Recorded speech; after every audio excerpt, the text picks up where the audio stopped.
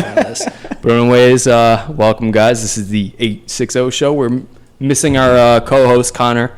He's MIA right now, but I got my boy, longtime friend, high school friend, Chris Catanzaro. Chris, welcome to the show, man. Cheers. Thanks for having me, man. Appreciate you. Dude, I can't believe how much of a handsome motherfucker you are. Dude, I appreciate it. Thank you. Look at the tat. You know who Mike Ness is? The band Social Distortion?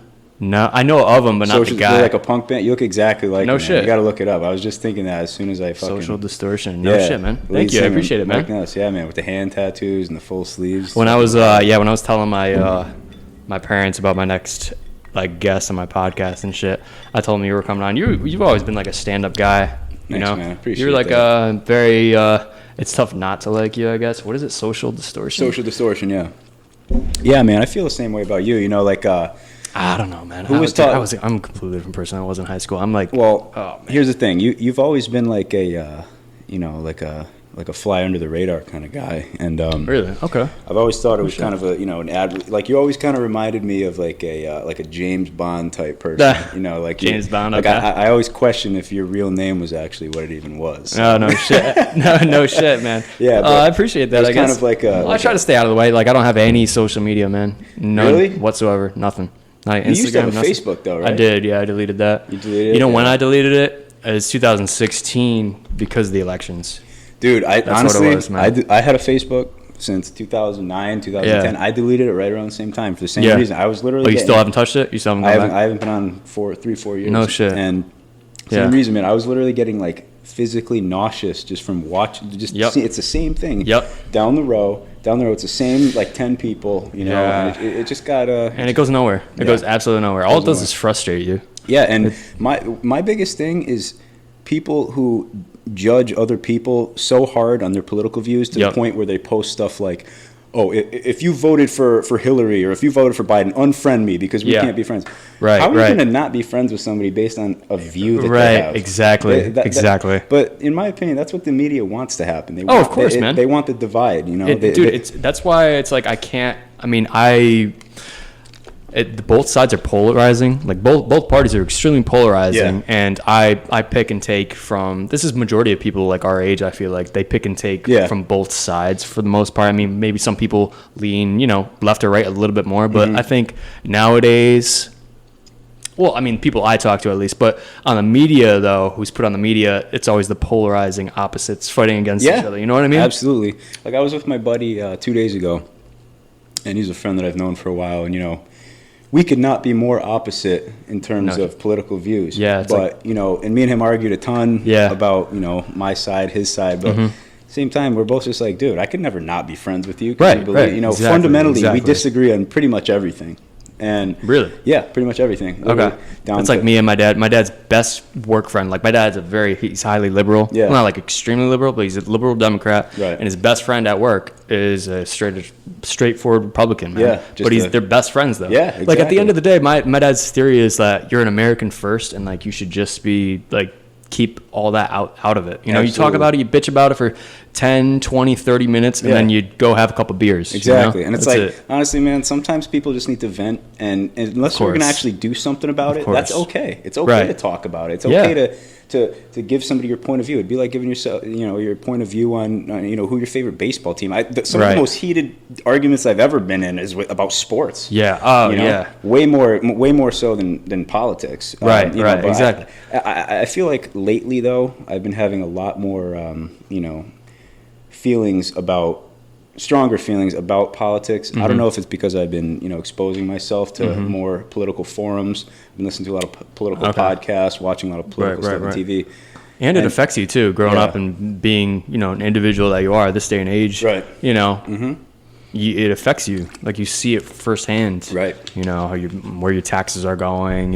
Exactly. Everything. Like you have to think about that stuff. Back then, 5-6 years ago. Yeah, I'll say fresh out of high school. Yeah, it wasn't. When you're some asshole college kid, you're 1 year, you take a political science class, and you think you know everything about the world. It's always changing too. Yeah, politics are always changing. And American politics are they're like a black sheep in comparison to I look at a lot of forums too, political forums and stuff.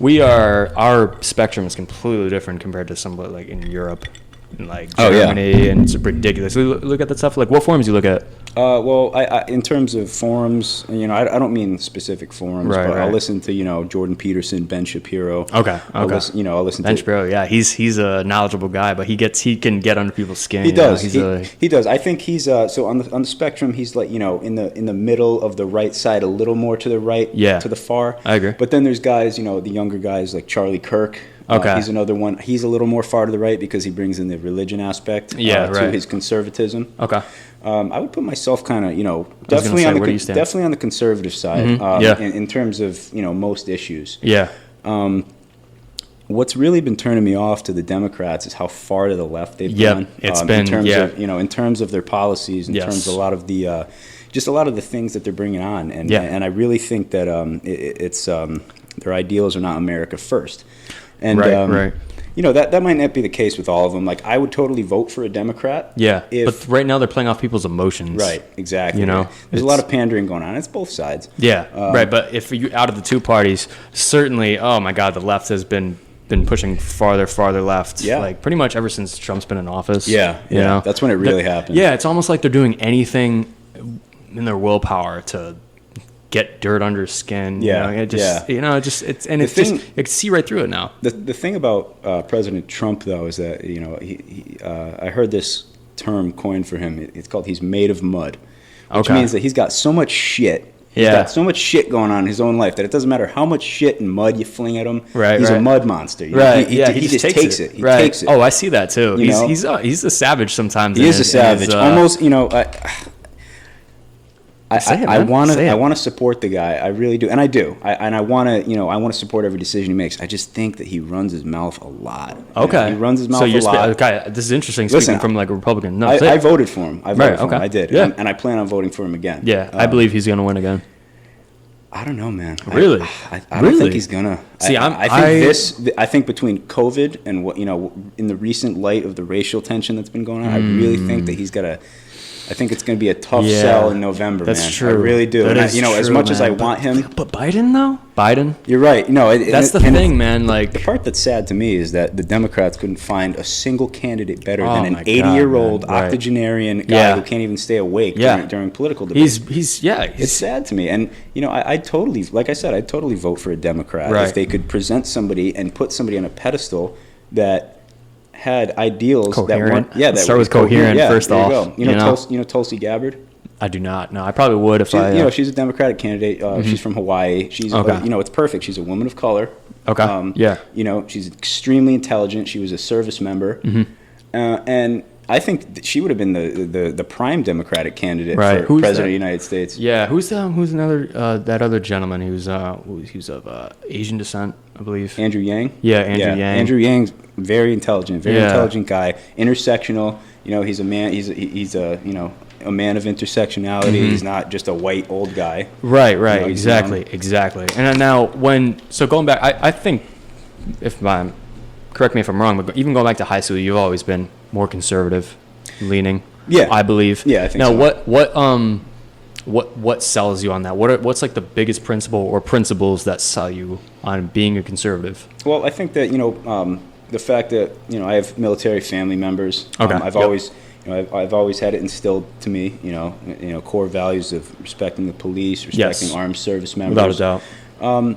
And protection of rights. I feel like conservatism embraces the ideals of being an American first, and it rejects ideals of objectifying people based on things like skin color and grouping people in terms of tribal traits that really only separate us. Yeah. And I think that's one of the biggest issues. And a little more hands off too, just a little more. Yeah, exactly. A little less government control. Yeah. I've always been, taught to work hard for what you've wanted. Yes. That is something that gets under my skin too. Don't take any handouts. I mean, to an extent, like people who need help, they need help. Yes, but exactly. I've always been taught, I've had a job since I could legally work, and even before then, I had a job. Yeah, I like to work too. Yeah, me too. I couldn't. Gives me a sense of purpose. I barely took advantage of the any types of like government aid. Government aid during this pandemic. I wanted to work. I did work.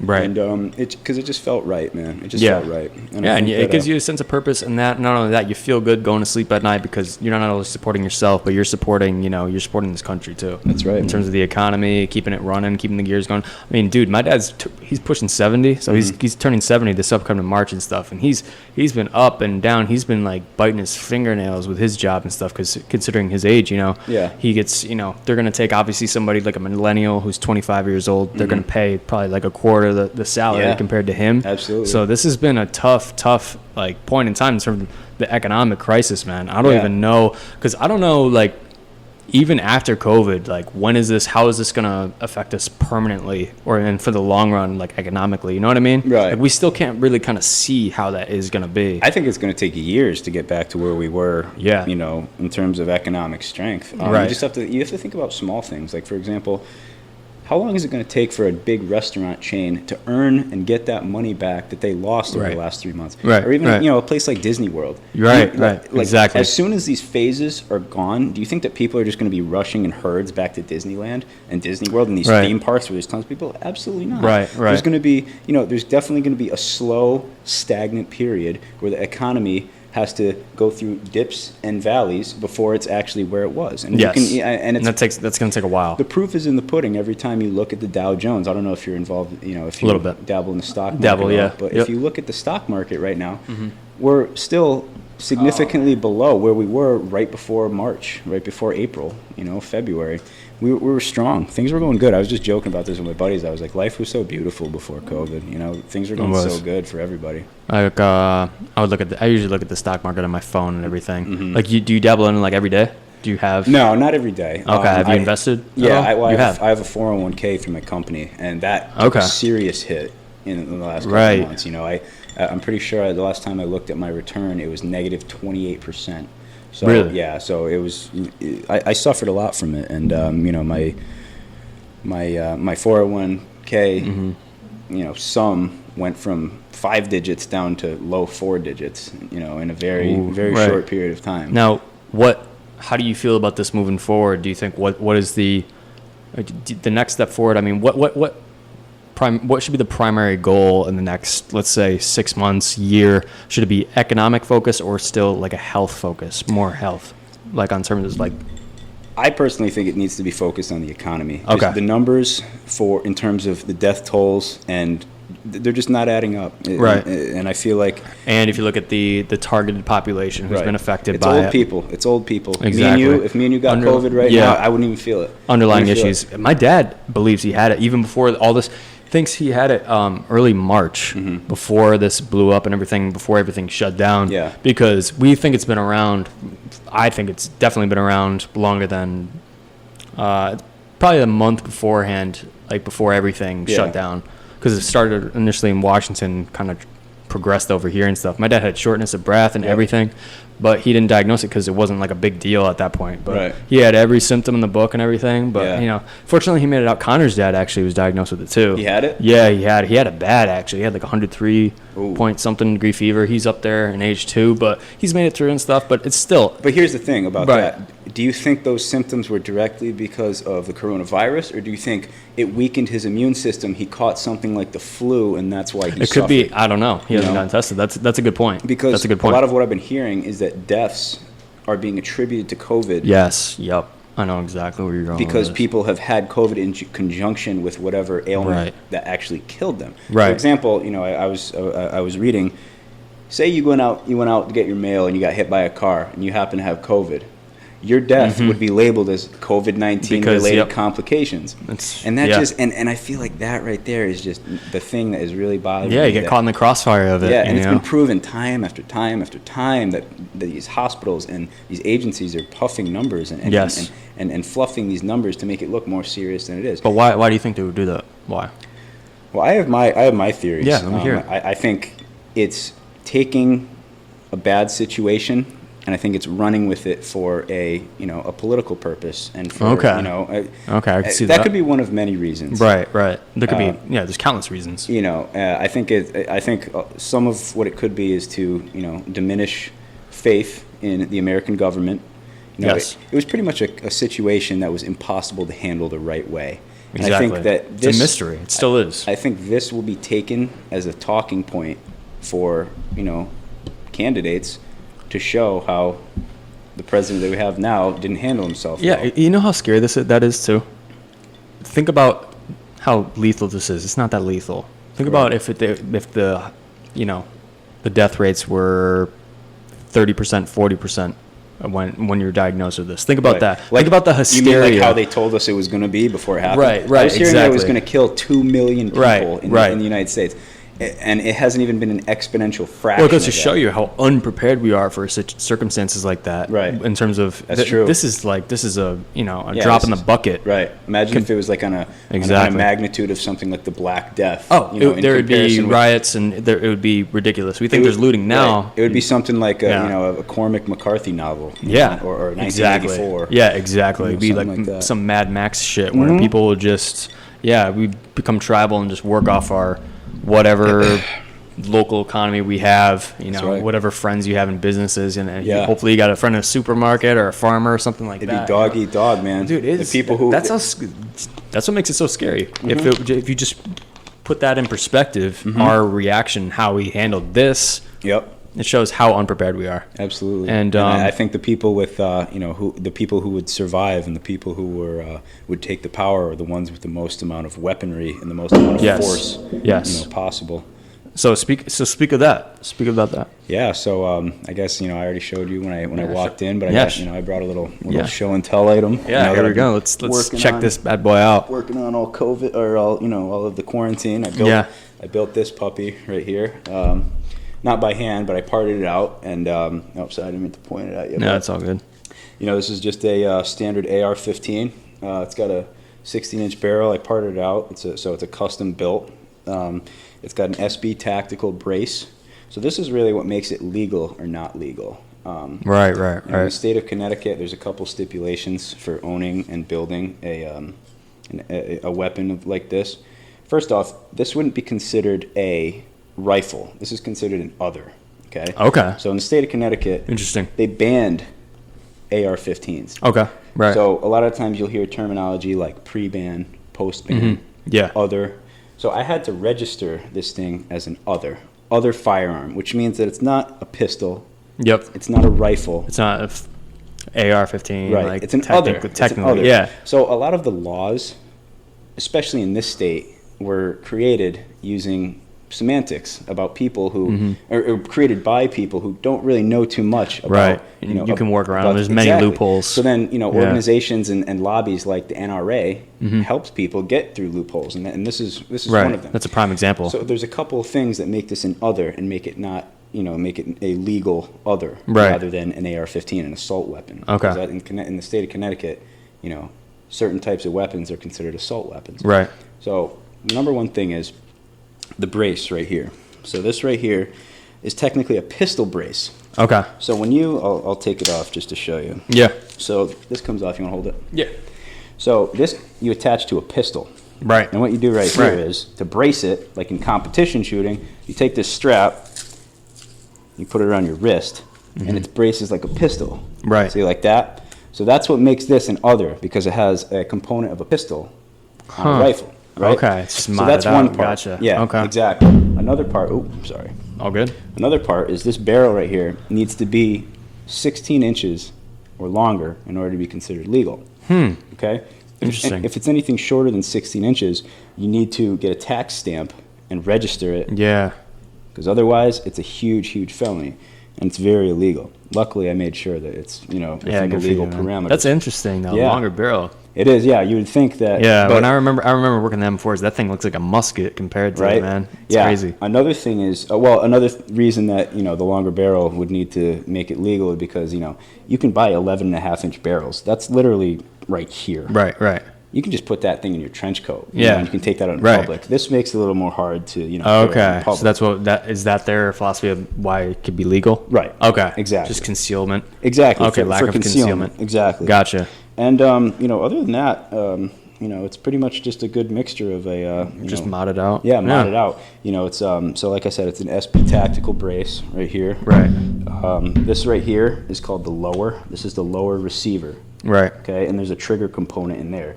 The lower receiver is made by Aero Precision Manufacturing. Okay. It's a very good company. They're not going to support Colt?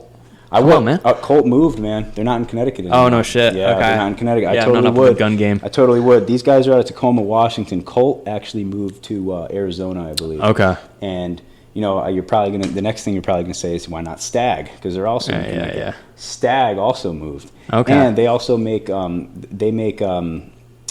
components for a medium-sized rifle, a carbine, and I didn't want to make a carbine.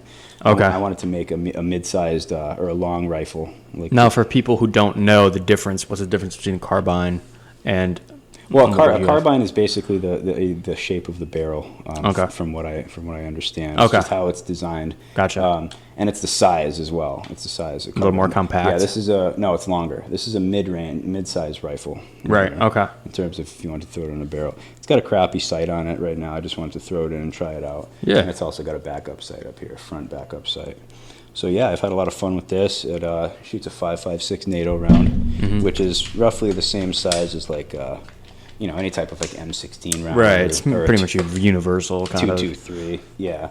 What you can do though, which I was looking into, but I don't know, it just seemed a little unnecessary. You can change out the barrel and use what's called the 300 blackout, which is basically a 5.5 or 223 that's shaved down a little bit, and it's a longer shell, and it's a lot quieter. It's subsonic, so it's a slower round. Okay. So it's a lot quieter. Right. This thing barks. This thing is you could probably hear this. Yeah. A mile away, 2 miles away. You clean it often too? I clean it. Well, yeah, I clean it pretty much after every time I use it. Yeah, you got it with those things. That's one thing. Those things are a bitch to clean sometimes, man. They are. That's the one downfall of it. Yeah, and I've been borrowing my brother's bore snake and cleaning it out every time I've used it. But like I said, it's loud, and I have neighbors, so I kind of also want to be courteous about just not keeping them up, and doing stupid stuff like that. Good for you, man. Yeah, you're respectable. It's a hobby that I picked up, actually during quarantine. And right now, I was just going to transition that into a blend it. What got you onto this topic was the whole COVID thing in terms of, well, let's say, like, blow it out of proportion.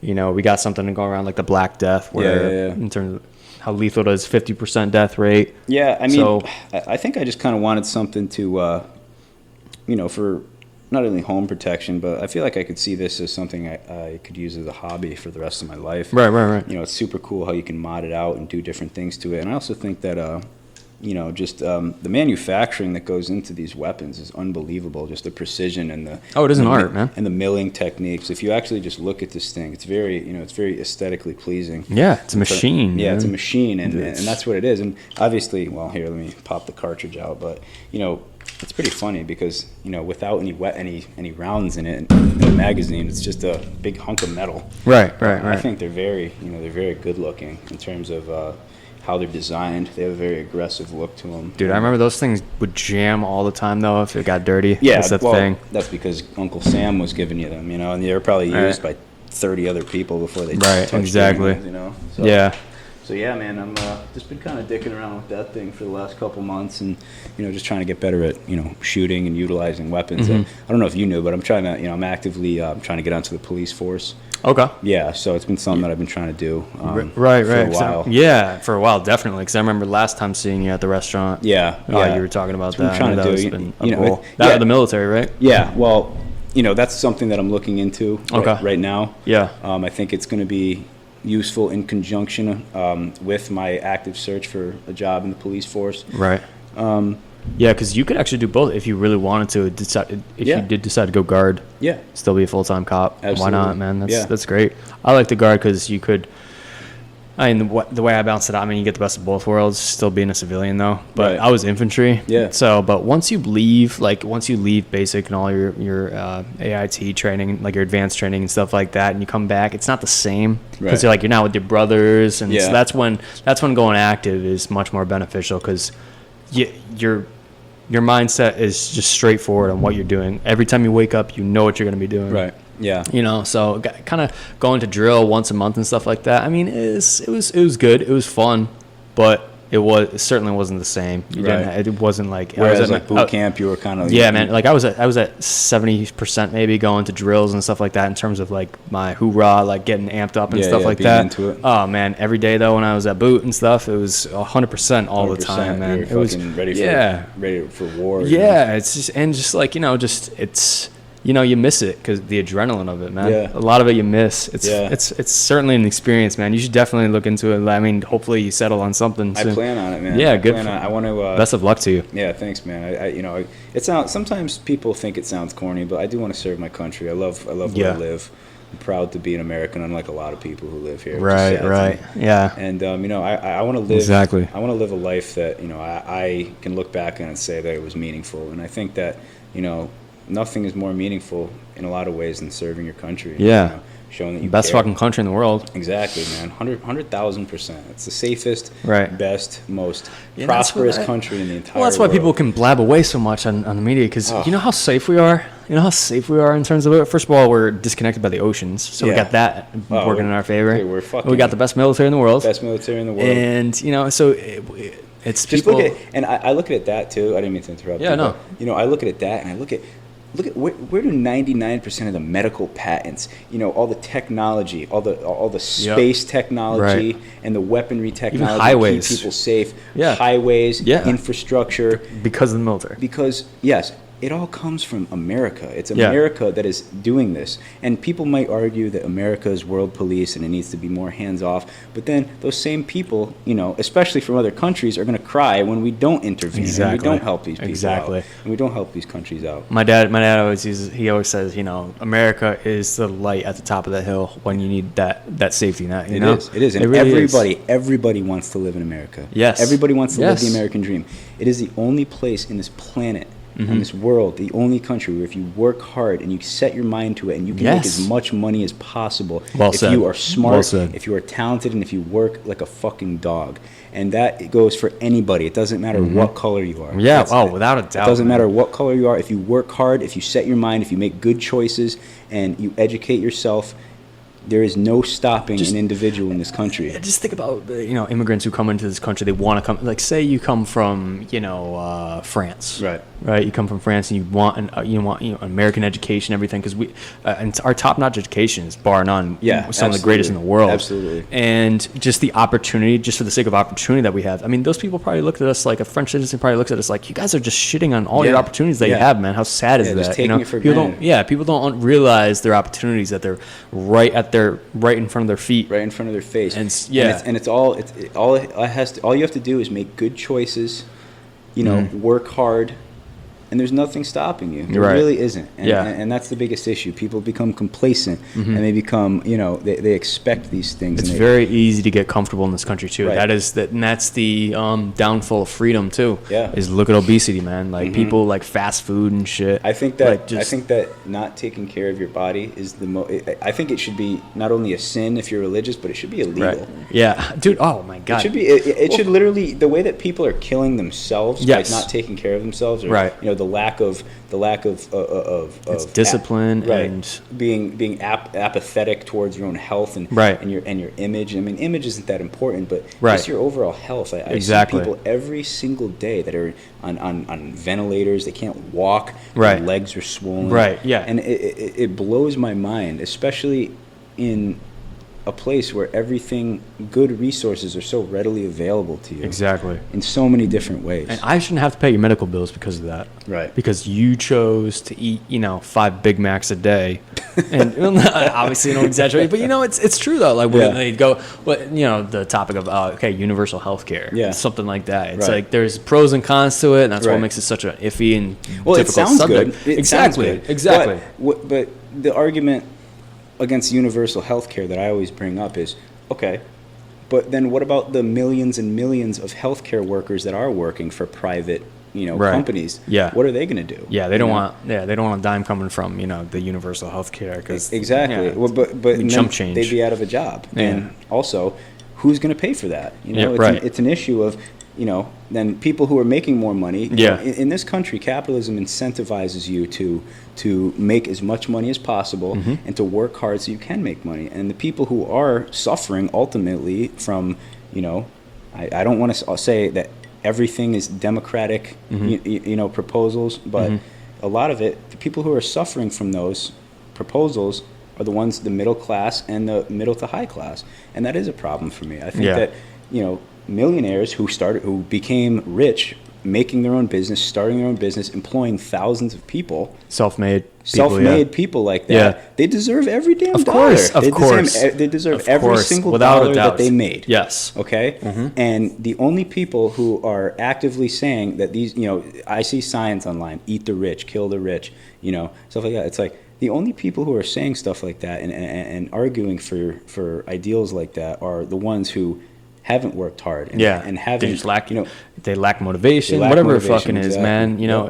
Some people could unfortunately be born into a, unfortunate circumstance. Say you grew up in poverty, for example, right? But you still have the opportunity. Absolutely. You still, and you still have provided education. Case in point, all you have to do, people in this country move up and down class brackets all the time. You could start off middle class, okay? You're in the $50,000 to $70,000 a year range, and then, you get a promotion at work, or you get a signing bonus onto something, or you help your company in a way where they pay you more. Guess what? Now you went from middle class to middle high class. Yeah. The movement between social classes is astounding in this country, and you can see that with immigrants that come into this country, that start their own restaurants, that start their own businesses, and they have the items and the material goods and the money and the education to show for it. Well, that's why what makes current day such a disaster in terms of people who are self-made and say opened their own restaurant, and then COVID comes and slaps you in the face. Right. That's the biggest problem I have, is that that goes completely against American ideals. Yes. Because it doesn't matter now how hard you worked. Right. They said, your business is shut down. There's nothing you can do to make your money in this country, that's literally why people come here. The best you could hope for is take out some loans. Right. Hopefully. Take out some loans and just hope that the money lasts you until COVID ends. Exactly. That's bullshit, man. Right. It's bullshit. Exactly. And it's un-American. Right. It's un-American. Dude, it's such an iffy topic, too, because a lot of people's their biggest priority is the health, health of every citizen. Right. So that there is that argument and stuff, but that's what makes it, so heartbreaking for those kind of individuals who want to open up their own business and stuff like that, and they just every minute they spend working for it just gets shit on, thrown to the fucking dumpster. Out. And then some of these businesses, their profit margins are so small. Right. Oh, restaurants are very slim, dude. I think most restaurants operate at like a 5 to 6% profit margin. Yeah. Do you know how small that it's is? Fucking ridiculous, even less, probably. Man. Even Dude, smaller restaurants, ridiculous. 2 to 3. That means that's a couple weeks and you're already under. A couple weeks of not being in business, you're already under. And that's what upset me the most about this, because we were lied to. It was a scam. The American people got scammed into believing something that wasn't as bad and wasn't as serious, and it wasn't as monumental. Well, do you think because we just didn't have the information of it? Do you think that? I think a lot of it was about control, and the control of the people who run each state individually. Okay. And showing that I can do this, and if I can do this, can I get away with this? The governor of I believe, or the mayor of L.A. a couple of weeks ago, he said, "Well, yeah, we can let's follow the rules so we can get some of our freedoms back." Who are you to take away anybody's freedoms? This is America. You don't take away any freedoms. Yeah. Our freedoms are our freedoms. And it seems like these rules, even, where me and you work in the restaurant business, right. The rules are so arbitrary every single place that you go that you get there's a sense of confusion that from one restaurant to the other. Some have the bars open, some have them closed. Oh, yeah. Do you get to decide Certainly. that? My restaurant's bar is completely open. You can Really? come and sit at the bar right next to me, and I'll give you a drink. But you go up the road. And Really? I didn't know that. Yeah. Oh, yeah. No shit, yeah. man. I worked last night, man. No shit. I did not know that. The bar was completely full. Well, Really?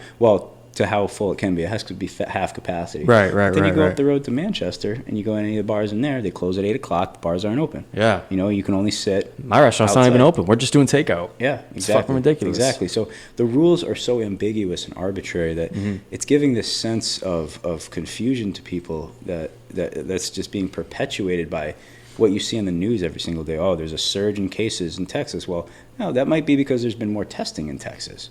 Or it could be the protests. Or it could be the protest. There you go. Yep. That's another one, man. That's another one. Those same people protesting probably were the same people who didn't want to leave their house and were completely paranoid and wanted to stay home. It's so funny because for the last 3 weeks, I didn't hear anything about COVID-19. But guess what? You turn on the news today, and all last week.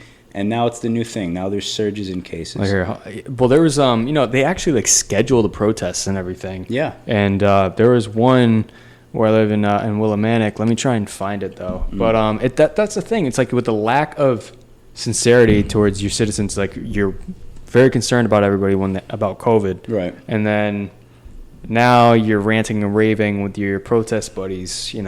Yeah, I mean, you have the freedom to protest without a doubt. But if you're doing so, consider the circumstances with this pandemic going on. Be responsible about it. Responsible, and don't be hypocritical, because 2 weeks ago you were just tweeting about how you didn't want to be out in public and that you're shaming people for not wearing masks. This is outrageous fun though. Just tell me what you think about this. Here, it's zoomed in. Here, just zoom into that image, that white banner right there.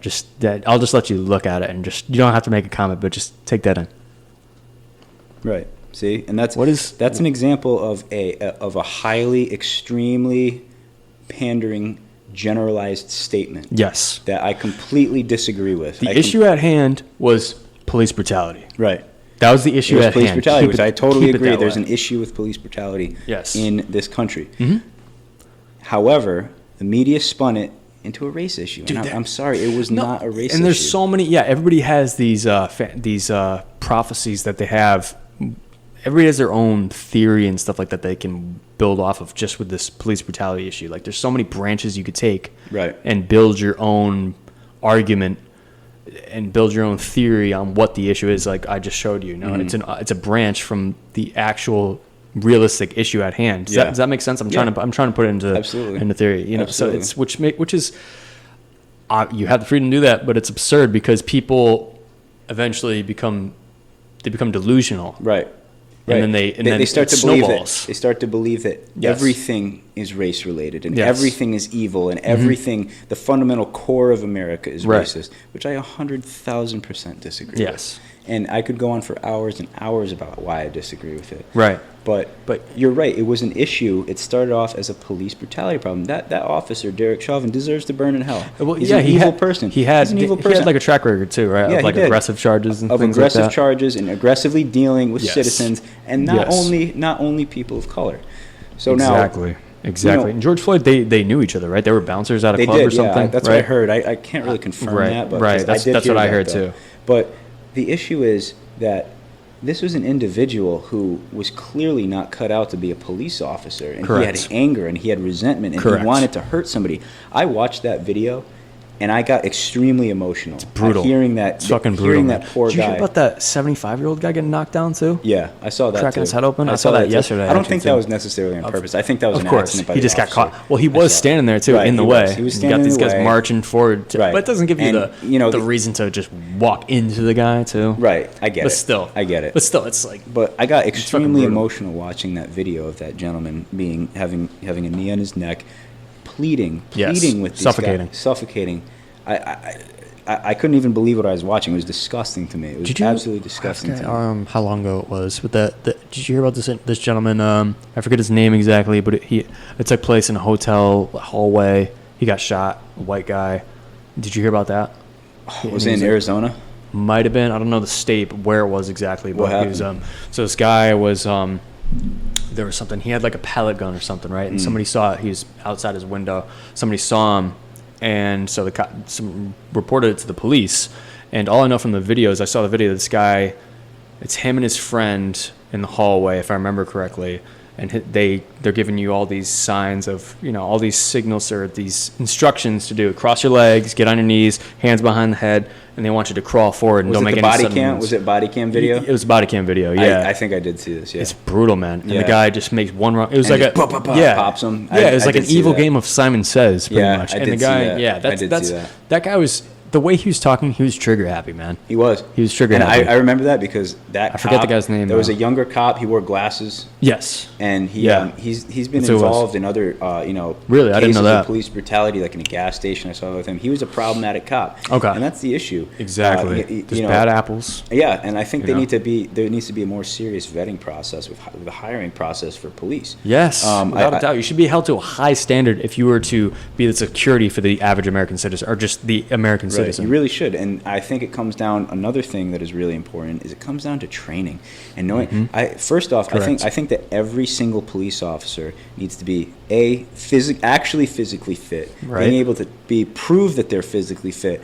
And for third, I think that they should have to have consistent combat martial arts training. Yes. In terms of how to control a situation. Right. From start to finish in every single situation. And it can't just be 2 to 4 hours a year. Exactly. Because that's what the average cop trains in combatives every year. Right. They take a mandatory class, a couple hours during the week, and that's it for the rest of the year. Well, when the people are saying, defund the police, no, it should be it should be the opposite. You should fund for more superior learning. Officers. Yes. And there should be more training on how to deal with people with mental illnesses. Exactly. And there should be higher combatives training. There should be training in martial arts forms like jiu-jitsu, judo, to hold people down. Even 100%. Man, I was a wrestler, man. Right, yeah, you know all about that. Train them in wrestling, how to hold somebody down until you can get on your radio. I need 3 or 4 more units and control the situation, rather than you have these complacent cops who get way too confident in their ability because nothing happens to them. Well, first of all, and then they get confronted with a dangerous situation, and then they just react, and they don't know how to control somebody, so they end up just choking them out and crushing or using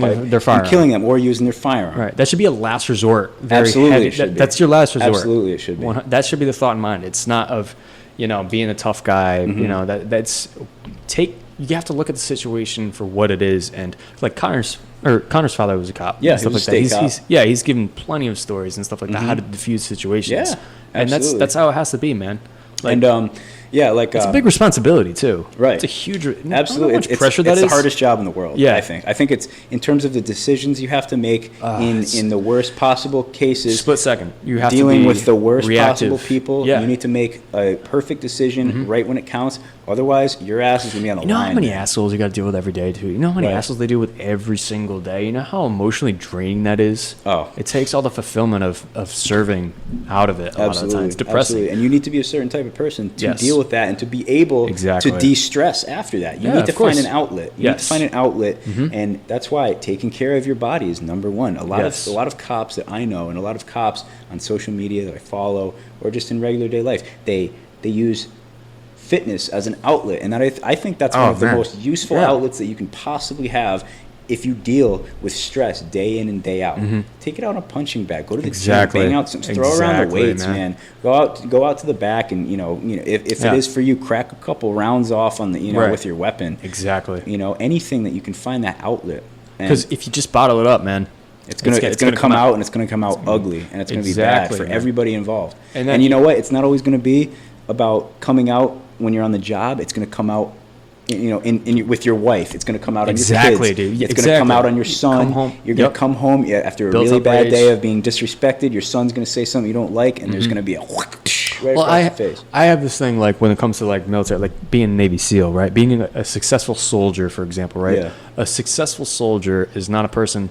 They're going to fight because what they believe in is right. It's not because you saw it in a movie, okay, I want to be a soldier. The most successful soldiers, or, members of the military, are people when the rounds start going off, they don't flinch a muscle because they firmly believe deep down that what they're doing, they believe in what they're doing. Yep. Like, they wake up every day with that sense of purpose. That's They believe it's right. It's not 88%. It's not 95%. It's 100% of the time when you wake up every single minute, you believe what you're doing is right. You believe what you're doing is right. Yes, because you're not going to flinch and have second thoughts on being, engaged in the military, or even being a cop. Right. Those, I believe, are the most successful.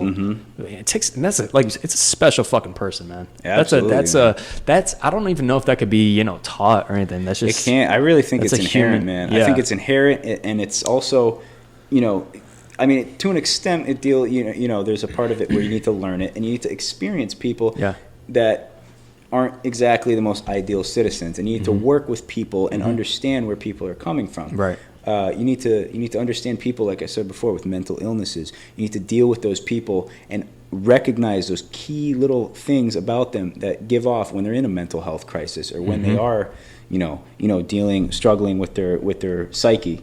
Yeah. And because that's huge, man. Because somebody who is, giving off erratic behavior and displaying signs of erratic behavior, some people pick up on it, other people don't. And you have to be a very intuitive my first person. instinct when somebody is displaying erratic behavior, are they going through a mental health crisis? Not, they need to be subdued, we need to be fully physically aggressive. Something going on at home, or there's always talk to me. Let's de-escalate. Let's talk to me, man. Right. A lot of times, like, even just for me, for example, if you're if you get pissed because you hit a red light and you're in a hurry or something like that, there's a reason why you're in a hurry. There's always something bigger that's bothering you and stuff like that. Exactly. And you have to rationalize through it and things like that. You have to, and so just put that in another. If you're taking care of somebody when you're a cop, you have to look into that and be like, okay, this person could be, their son could be, they just got arrested, shit like that. You never know what somebody's fucking going through, man. And it comes down to the simple, paradigm of, put yourself in somebody else's shoes for 2 seconds, man. Just for 2 seconds. People don't want to do that nowadays, They don't. man. They really don't, and they can't respect any other viewpoints. So my dad used to always tell me, in the car, he's like, you see someone blow by you. He's like, you see someone blow by you on the highway, cut you off.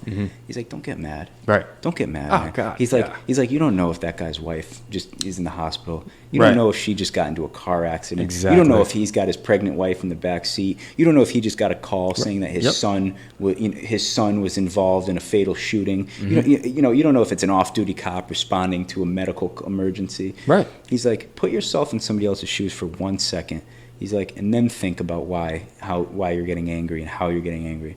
He's like, does it really have an effect on your day at the end of the day? No, it doesn't. Big fucking deal. Get over it. Right, exactly. Get over it. And it takes so much energy out of you. If you preoccupy yourself and you just submit to that act that happened, that 3-second act during the day, it's going to eat at you alive. Exactly. If you take that so personal, some people take it way too personal. That goes back to us being so safe we're so comfortable in this country. We have nothing to worry about. Right. We don't. Honestly, we don't. We really and truly, in terms of our primal nature, we don't in this country. We really which is a great thing. Which is a fucking great thing. It's the best thing in the world. I wake up every morning knowing that I'm safe.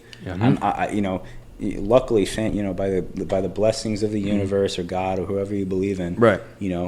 I can wake up. I know that I'm not going to get my house robbed. I know I'm not going to get attacked. I know I'm in a country with people who, for the most part, share the same values. You're not in the Ukraine, having Russia lay out. Yeah, I'm not in the Middle East worrying about religious terrorism. Yeah, and I'm so thankful for that. And we have our defects and downfalls, but there's certainly a bunch of other places that are far, far worse than our scenario. And it starts with the very small key principle of just believing that America is foundationally good. And I do believe that. I really do. And it's had its ugly past. Its ugly past has reared its head. But you know what? I think foundationally, the founding fathers wanted good for everybody. You could pull down the statue of Christopher Columbus. It's not going to change the past. It's not going to change the fact of what happened. But we can always better from it. Right. And we can learn certainly do that. Exactly. We can learn from it, and it'll remind people what the past used to be. And it's the whole cliche. If you don't know your past, exactly. It's simple as that, man. But people just really don't consider that and look at it realistically. It's more about complete dominance and anger towards the bourgeoisie. That's what I think it is. Right. You have the proletariat going after the bourgeoisie. And I think it's gotten to the point where, I've been seeing stuff online where people are saying we're ready for war. Yeah. Do you know what that statement right there, do you know how harmful that is for people to say that? We're ready for... So you're advocating for a civil war. A war against who exactly? Right. Who are you who are you ready for war against? Exactly. Let's be careful with what we say. Let's be careful with who we're talking about. Because that right there to me is terrorism. Okay? That's terrorism. Like, who are you to dictate a civil war? Yeah, exactly. Like, and people see that, and an impressionable person will see that online and be like, I'm fucking ready for war. And then they'll go out and do something, and that's when the hate crimes start. That's when the crimes against humanity start. Okay? Some people just dig their own graves, man. Exactly. Back from our break, and both of us sitting here are college graduates, both bachelors, right? You got just your bachelors? Bachelors, you went to Central 4 years straight? CCSU, baby. And went ECSU, Warrior alumni right here. Blue Devils alum. And how was it for you? How was your college experience, man? How old are you now?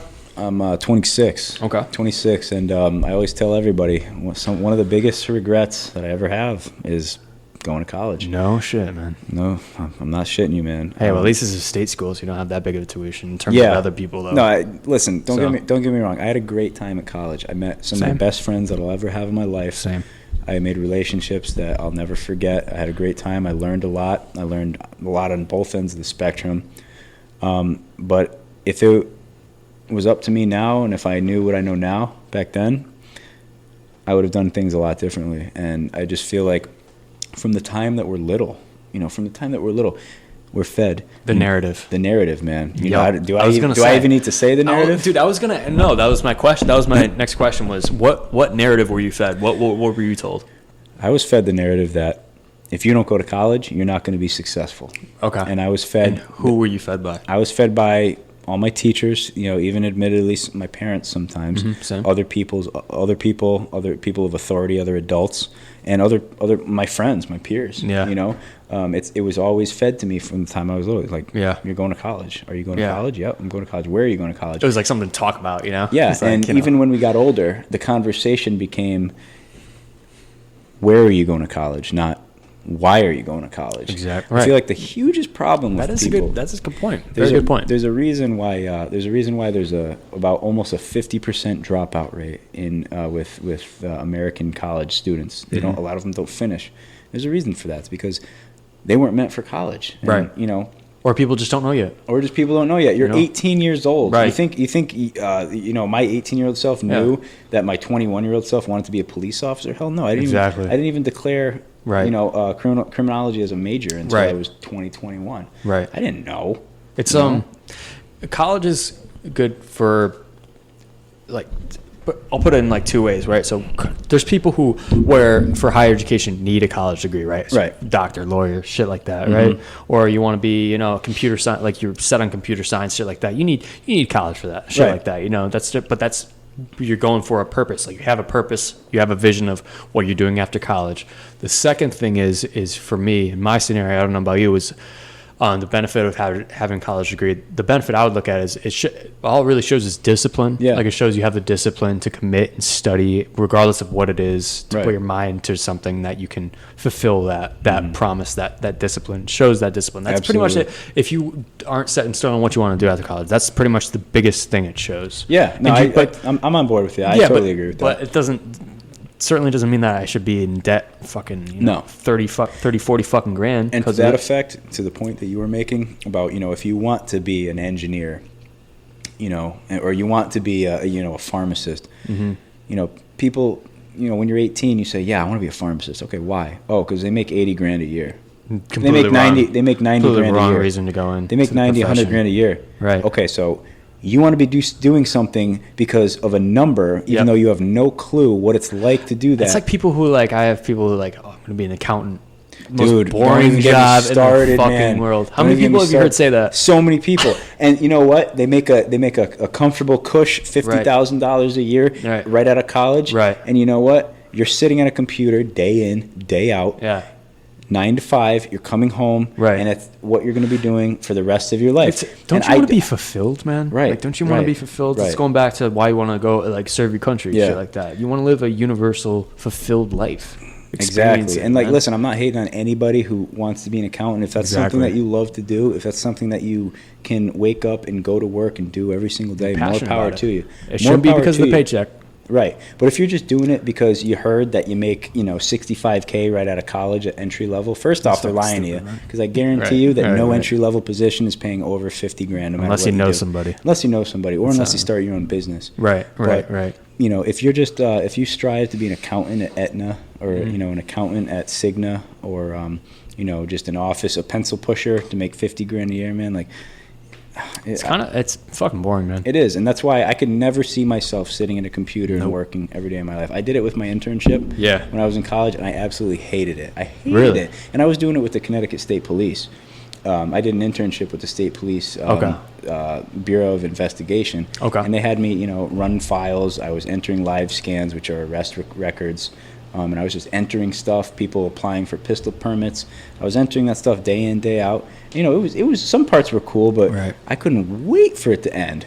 I couldn't wait for it to end. And that's why on my feet, man. Yeah, me too. Yeah. Me too, man. That's why I need something that's active and action, and it could change in a heartbeat. That's how we evolved, man. Just being on our feet all the time, you know, being active, you know, regardless of what it's doing. Even if it's like kind of like rudimentary work like landscaping. Right. It's fulfillment, though. It is. It's the fulfillment. And you're not only doing something and creating something, you're sculpting, you're getting strong, dude. Yeah. I've met, like, you know Joel's dad, Mr. Hara? Oh, he's got those big, strong dude. He's got those hands, landscaper like, hands. shaking like sandpaper. Yeah. It's He's ridiculous. got big arms, big hands. He's tan. Right. You know, like, self-made man right there. Dude, he's one of the, honestly, Tim Hara is one of the most, what's the word? Look up to a bullet. He's a prime example. He's a prime example. Like a role model. He's a role model. Yeah. Exactly. I don't know why I couldn't think of that. Right. He's a role model. He started his own landscaping business, and now it's a multi-million-dollar company. He does beautiful work. His work speaks for himself. His family. He has a beautiful family. He's got an awesome family. Every single one of his kids is a great person. He can wake up knowing that what he's doing is that he knows who he is and what he's worth. Right, and exactly. And he's one of the most stand-up people I've ever met in my entire life. Great guy. Just from the time we were little, he was always just an amazing coach. He was an amazing guy. He was never negative. He was always, you know, hard on you in the right way. Exactly. He's the man. I could go on about Tim Hara. He's great. He's an amazing human being. And he's such a stand-up guy. And you know what, man? It's a shame that some people have to live that life, that rudimentary lifestyle. Like, for example, being an accountant. Like we said, there's nothing wrong with that. Let's say you go in for the paycheck and stuff, just a waste of what your true passion is in life. Right. You're just throwing it away. Yeah. Like, all for, you know, because he totally bought into the lie. And you know what? I'm not going to say that I didn't buy into the lie. I totally bought into the lie. So did I. Yes. I totally bought into it because that's what I felt like I needed to do. I graduated high school, and, you know, my parents were like, "You're going to college, right?" And I'm like, I guess, you know, yeah, sure. So were you given the option? You were probably, I mean, must have been given the option not to go, maybe. But I honestly, it would have been a big when I stigma. graduated high school, that option did not even. It wasn't an option for me personally. Right. I couldn't. I didn't see myself doing anything but college. Because you already had the momentum, or already had it set in stone that you were going to college. You know what? And a lot of it, I feel like, is like it can be perceived as like an ego thing. I was always told, "Oh, you're too smart to not go to college." It's like, but then I'd reflect and I'd be like, who the fuck am I? I'm nobody. I'm nobody in the big scheme of things. I'm not a fucking NASA engineer. Right. I don't have a 200 IQ. Right. You know, I'm nobody in the big scheme of things. Yeah. All I can do is make my life fulfilled and know that at the end of the day, I did something that I thought was meaningful. You know, so that was it too. Like, I bought into that. You know, you know, you're special, and you know what? Like, I hate to say it, but nobody's special. Right. Nobody's special unless you are special. You got to have a sense of selflessness. Right. And I have that now. I really have that now. Yeah. And I think once you take your ego out of your decision-making process, that's when you make smart decisions. Yes. I know a lot of people who are egotistical. They put themselves before others, and you know, I think it can not only be harmful, but it can be detrimental to relationships that you have with other people. What do you mean by that? So, when I was listening to your podcast with Caitlin, you know, I was blown away by what she was telling you when she said she suffered from, you know, anxiety and depression and all those things. Because when, you know, in high school or even growing up, you looked at Caitlin and you were like, exactly what I said. You know, she's the all-American girl. Yes. She's beautiful. She's intelligent in more ways than one. You know, it seems like she's got everything going for her.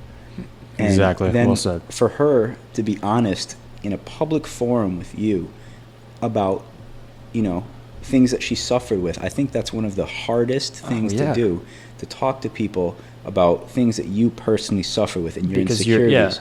Just to let that guard down. Right. Is so a huge... where I'm going with that is she completely took her ego out of that conversation. Yeah. And, you know, she wasn't ashamed of it. She wasn't ashamed of it. And I feel like people who put their ego first, they're ashamed of bringing out that part of them, that ugly part of them that a lot of people suffer with. And it's being human, man. I listened to her say that, and that really touched me in a way that, you know, is super important to expose yourself and put your heart on your sleeve. Wear your heart on your sleeve. Like exactly. That. She's a great guest to have. I'm very fortunate to have her on because, like I said, I was in the same exact situation as you, where I look back 8 years ago, 2012, when we graduated high school. And I just looked at her as like a prime perfect. She was like a default perfect example of like a person going to college. She was the American dream. Exactly. You just figured that if you had to look up to somebody on who was doing something right, it was her. Yeah, and type of shit. You'd go to her. You'd think that in all facets of her life, she'd be happy. Her family comes from money. She had a beautiful house. Right. She had a beautiful family. Yeah. She's a very beautiful person inside and out. Very intelligent. Has some good friends. Intelligent. Has great friends. Was with the popular crowd in high school. Yeah. And for her to say, to you and to Connor, people that she didn't really even probably know that well. Right. I suffered from anxiety. I suffered from depression. It was crippling. It crippled me. Yeah. That's hard, and that's admirable, man. Oh, that's yeah, really admirable. Certainly, man. For her to say that and for her to put herself out there like that. Well, once you look back, once you've gotten past of dropping your ego and stuff, you look back, it's like, why am I so guarded? Why was I so guarded of that? Right. It's pretty much right to do deep down. It's uncomfortable to let it down. People don't want to step out of their comfort zone in that sense, man. That's what Just it let is. it down. But that's how you grow, man. That's what it you is. Gotta, and people, you gotta experience that. Exactly. People don't like being uncomfortable. But once you're comfortable with being uncomfortable. Dude, I live by that phrase. Yep. You gotta be comfortable with being uncomfortable. That's when you grow. That's when you grow as a person. But that's what makes life so fucking beautiful too, man. Yeah. Like those fucking ins and outs. Oh yeah. And those paradoxical things, being like just right there, being comfortable with being uncomfortable. Yes. If you just stop for a second and think about that, yeah. just think about that saying for a second. It's beautiful. What that actually means. I live by it. Yeah. I live by it in every asset, every minute. Honestly, ever since that's what the military did to me. Yeah. The military really instilled that into me. There's a lot of things you can't train, but which I think I thought that you couldn't train that, but you realize how good you have it and what you are capable of. Right. You're capable of so much, and once you realize that, it sets a momentum and it snowballs. And when it comes to working out and going for runs or something like that, or studying in school, it's staying up those extra 10, 20 minutes, just stuff like that. It doesn't have to be a big thing, it doesn't have to be monumental, but stuff with just being uncomfortable and pushing through that. And then you realize, looking back, it's that wasn't that bad. Exactly. It's not that big of a deal. You're a fucking wrestler. You're a state champ twice.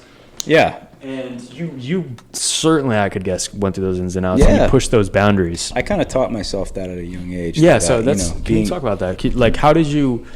What made you just go berserk in your training and shit like that? What made you so passionate about it? What was it? What made you get through those barriers of being uncomfortable? Well, I think a lot of it comes with, it starts with setting a goal for yourself. And, my goal was, I always looked up to the guys that were my coaches, and it sounds funny and looking back at it, and I don't want to harp on the subject for too long, but it sounds funny and it sounds goofy sometimes. But I always saw these guys in our high school gym. They had their names up on the banner, and I thought that was really cool. And I thought it was in a way, they made their mark and then they left. And those guys, cool. They put in their work and then they left, and that was always very appealing to me. So my goal was, fuck, man, I want to get my fucking name on a banner. Dude, it could just be something as small as that, small as goal. Something small as that. And honestly, that's what drove me. And it was a goal that ended up being really fucking hard, but really fucking worth it, because not only did I learn how to work hard and how to embrace the shit like we were talking about, being uncomfortable, being comfortable with being uncomfortable. Yep.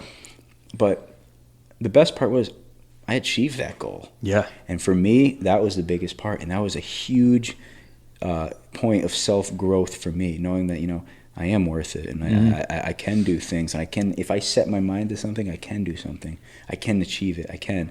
And that helped me with a lot of things in my life. But the thing is, people don't see those ins and outs. They don't. But I think a lot of that is because people are afraid to take that step, that first step, and work hard. And another thing that is really important is people are afraid to fail. Yep. And I failed a lot before I succeeded. God. And it's about humility too. Mm-hmm. You got to be humiliated and just leave your ego at the door. Yeah. And just think of yourself. Don't think of yourself as anything fucking special, man. Yeah. And going back to your name, just a simple name on a banner and stuff. People don't see the sweat and the fucking blood and tears behind that shit. Yeah. People they look at that, they want to look at it and in a really practical sense, they'd see the name. Oh, that looks cool. And then they train for like 2 hours, and they realize it's too hard. It's when you start saying it's like, that's why I'm a big runner. I don't run for the physical aspect. It's a mental thing. It's mental. It's it's therapeutic. Mental is running is one of the most mental activities that you can do. The runner's high exist. It's so primal. We are evolved. We evolved fucking running, man. And dude, you know what? It's funny that you bring up running, because one of the things that I learned to hate doing, especially when I was a wrestler, was running. Really? And because some people are just natural. I was the person who was literally training while people were sleeping. I was up, if I had a tournament on a Saturday morning, I had to be up at 6 a.m. I was running at 12:30 at night to get that extra pound, just so I could go down to the fridge, eat a fucking turkey sandwich, because I was sucking weight the whole week. That's the kind of things. And it sounds funny, brutal, and it is funny looking back. It's fucking brutal. But I think thinking about it, man. I think that's what separated those little tiny stupid things that you might just be like, oh yeah, you're crazy for doing that. But that's what separated it. And you know what? My only regret from that is not setting my goal high enough. Because interesting. I got, and I think that's what hurt me the most. I got my name on a banner. Yes, that was my goal. That was my goal twice, but it was just a class championship banner. Yeah. I should have told myself, you're fucking good enough to win New England championship and get your name on a New England banner, but I didn't. Right. That's where my confidence fell short.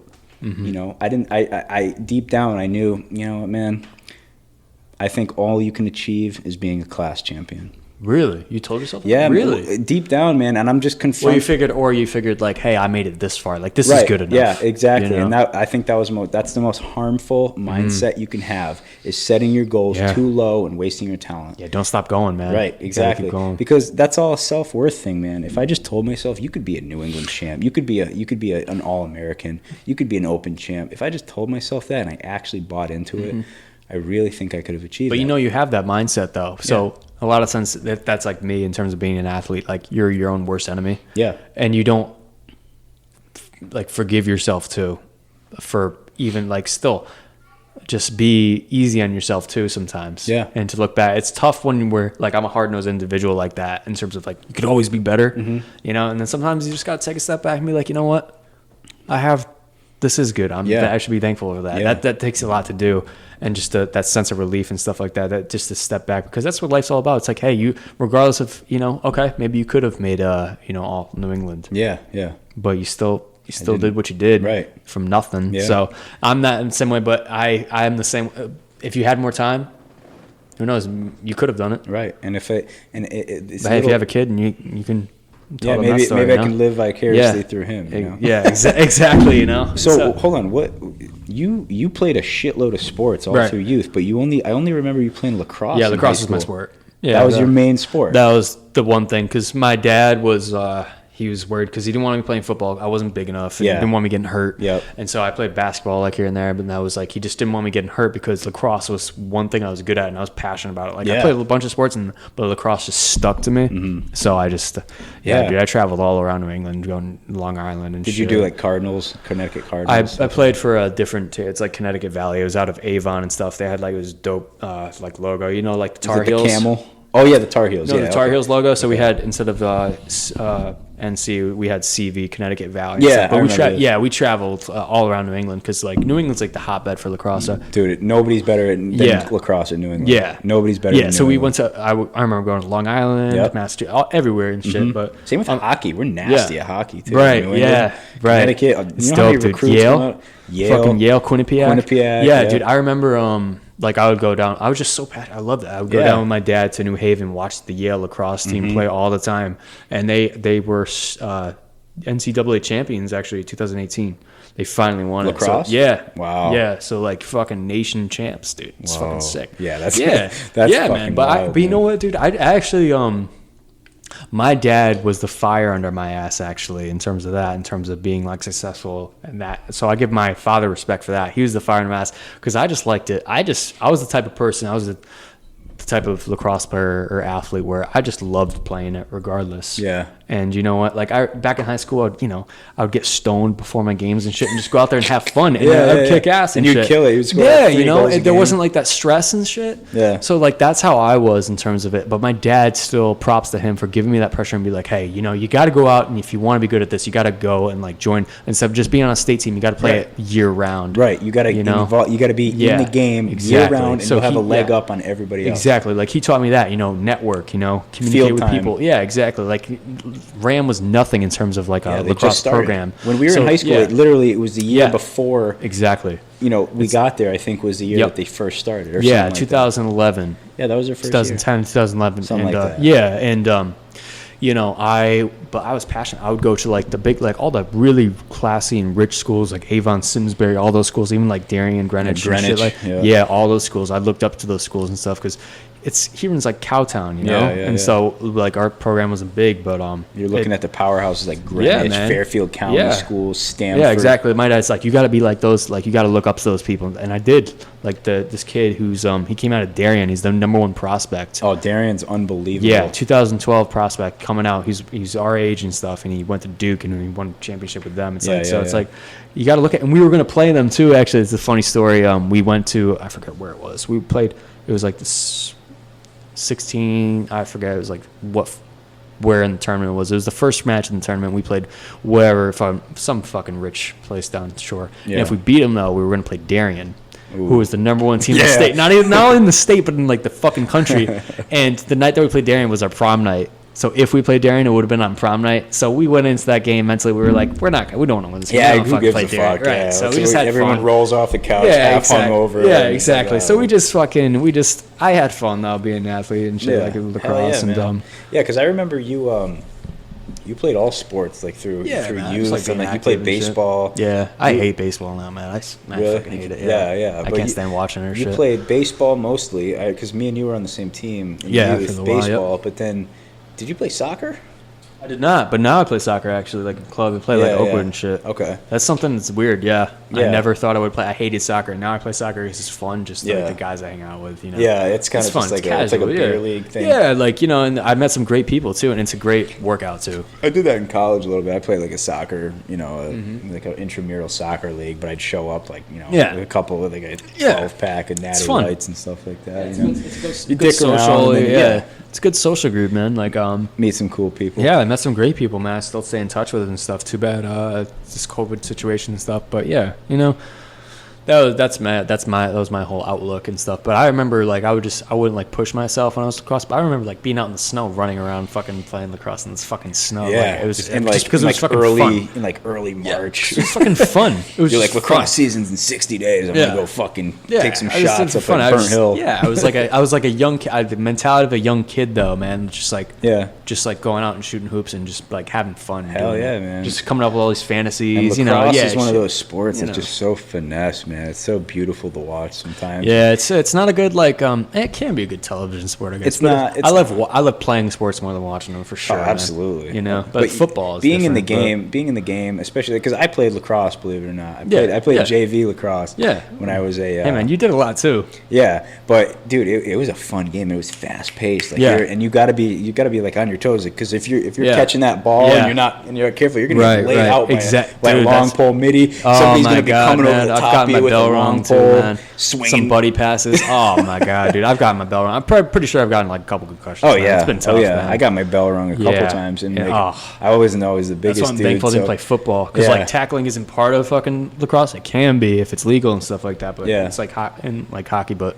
Footballs, man. Every single play, man. Yeah. Every single play. Dude, you got to be kind of a sick fuck to be a football player and a hockey player. You got to be a sick fuck. Yeah. Oh my god. Especially at the higher levels. Man. At the higher levels, man. Yeah. You're getting cracked every single play. Especially if you're an offensive skill player. Yeah. You're getting cracked every single play by guys who are twice the size of you, and you still have to get up and get on the line the next play, and like nothing even happened. Man. Yeah. You got to be you got to be a little fucking couple screws loose. Yeah, man. But even a sport like lacrosse, man, they're sick fucks too, man. They're tough. Even soccer, man. I definitely underestimated the respect I had for soccer. Underestimated it so much, and like I look at how easy it is. Look at the size of the goal and shit, and like how could you not score?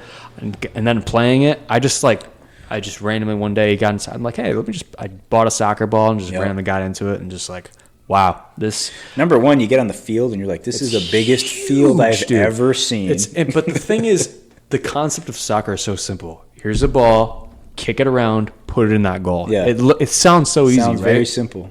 Look at the scores, man. 0-1, 0-0, 1-2. Yeah. So low scoring. The goal's huge. It's debated the hardest position in any sport is actually a soccer goalie, which is just think about it, man. Yeah. It's fucking tough, man. You're covering a lot of ground. How fast the professionals can kick it and stuff. A lot of pressure. Yeah. And the range you have to cover. There's a lot of players on each team, man. Yeah. It's like you have to go through like several waves of defense just to get that ball even legitimately close to these pros and the length, the distance they can kick it for a pass and land, it just lands on the guy's toes mid-run. Yeah. It's ridiculous. You don't respect. Just ridiculous amount of athleticism and endurance. Like my birthday a couple years ago, 2-3 years ago, we went to, there was, the U.S. team was playing, I forget who they were playing, at Rentschler. Yeah. Just seeing them in person is a completely different. You have so much more respect for them. Mm-hmm. Yeah. So like growing up, I thought soccer players. Me too, man. I thought they were pussies. Yeah. They flop every single play. Exactly. No, man. Once you actually watch, flopping is actually it's regardless if you do get hurt or not, it's a strategy. It is a strategy. You know.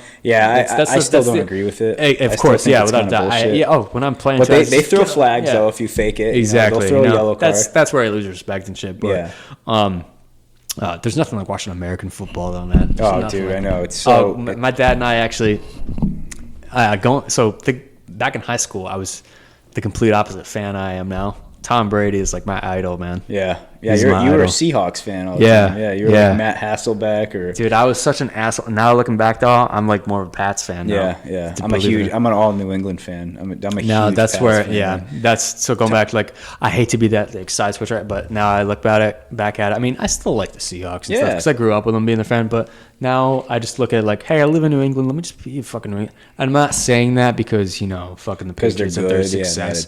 That's why I don't like to say that and stuff, but. Like, I have his book and stuff, like the TB12 method and, like, all his diet. He's something else, I just got so intrigued by his diet and just who he is as a person. He's such a respectable person. He really is. And he lives, everything that he preaches, he lives to a T. Yes. I look at him. He's 42. Is he 42 or 41? 43. Is he? I think he just turned 43 in, like May. No shit, dude. Or, maybe he's turning 43 in this month. Yeah.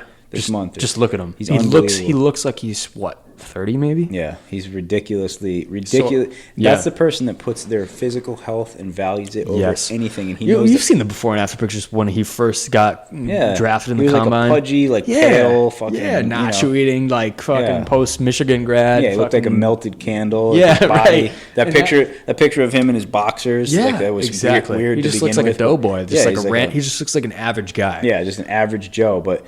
He's the type, dude. He's the American dream too, man. Exactly. I've been faithful to his book and his whole diet regimen of why he eats, what he eats and stuff. He eats.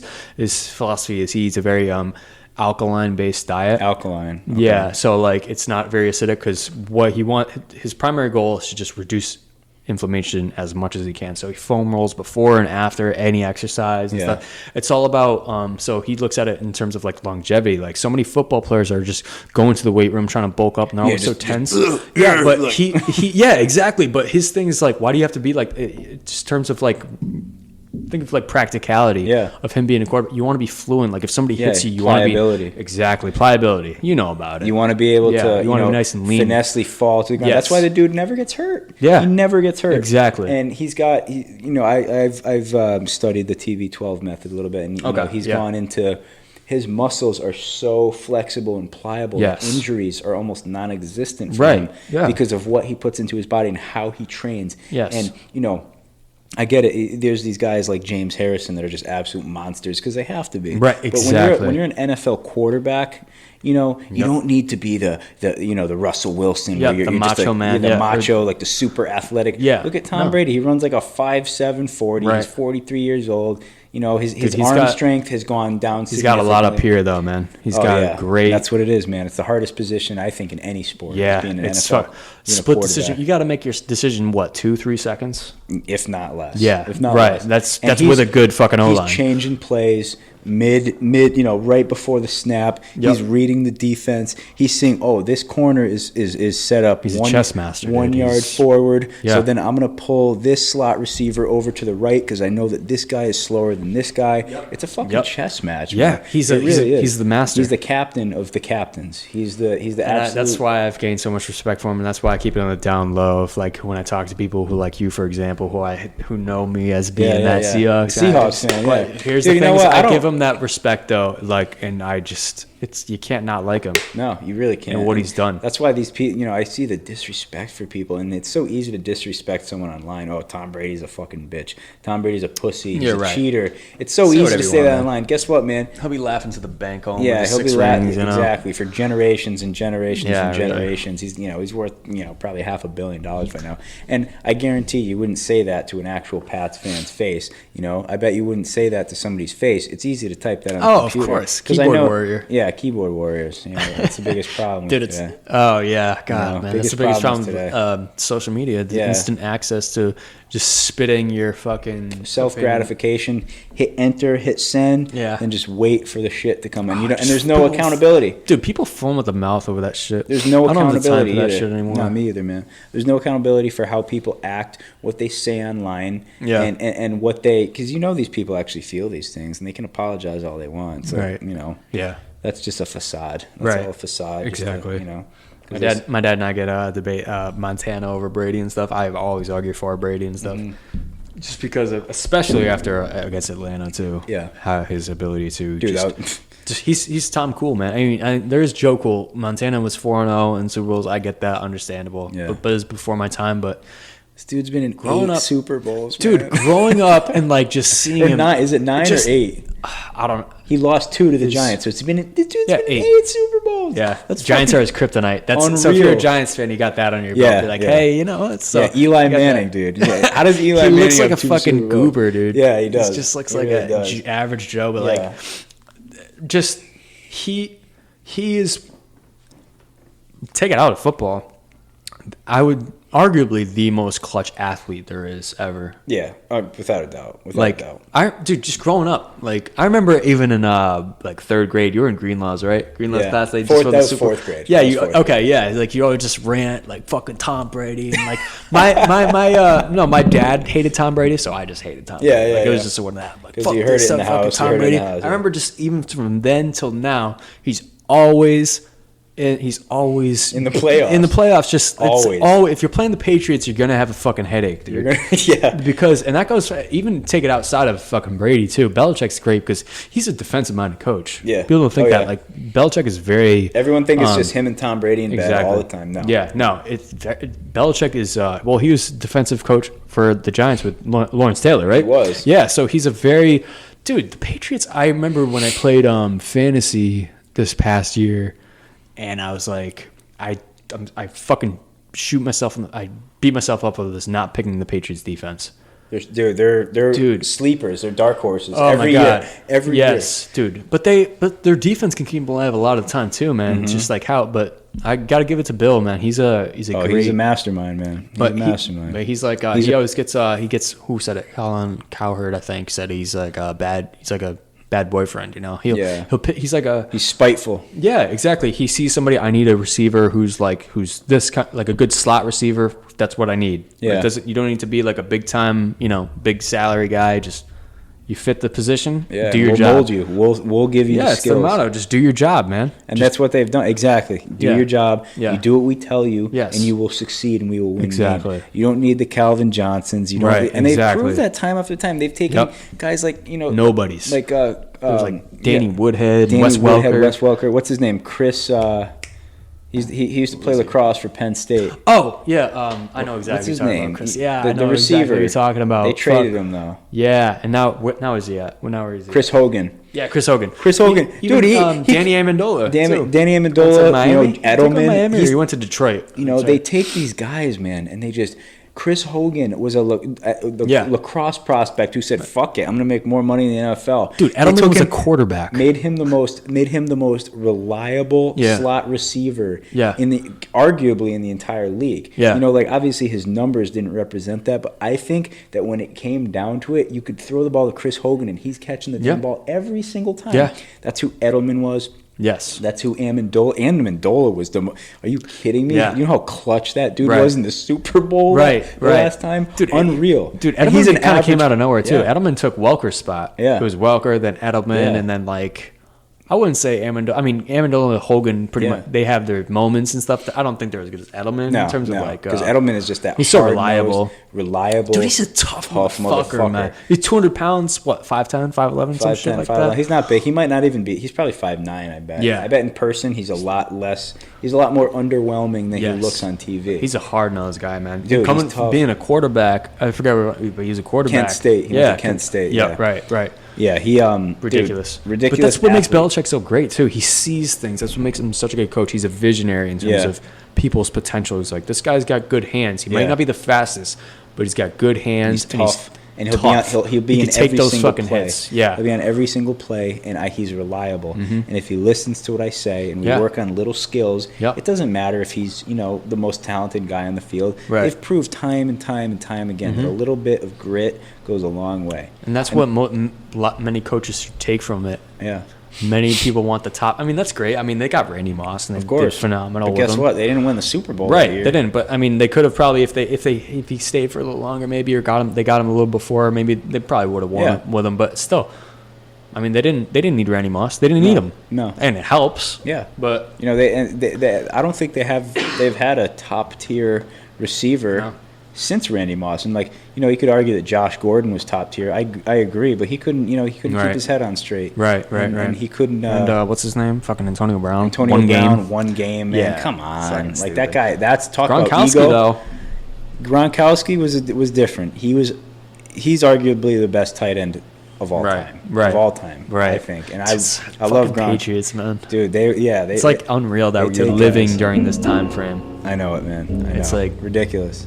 To look back and just to appreciate the situation for being what it is. What a time to be alive. Man. Yeah. Crazy. In terms of American football, man. Yeah, just in general, actually, too. Yeah, in 10 years, 15 years, 20 years, we're going to look back, and it's going to be like what our dads say. It's going to be like, oh, yeah, Tom Brady.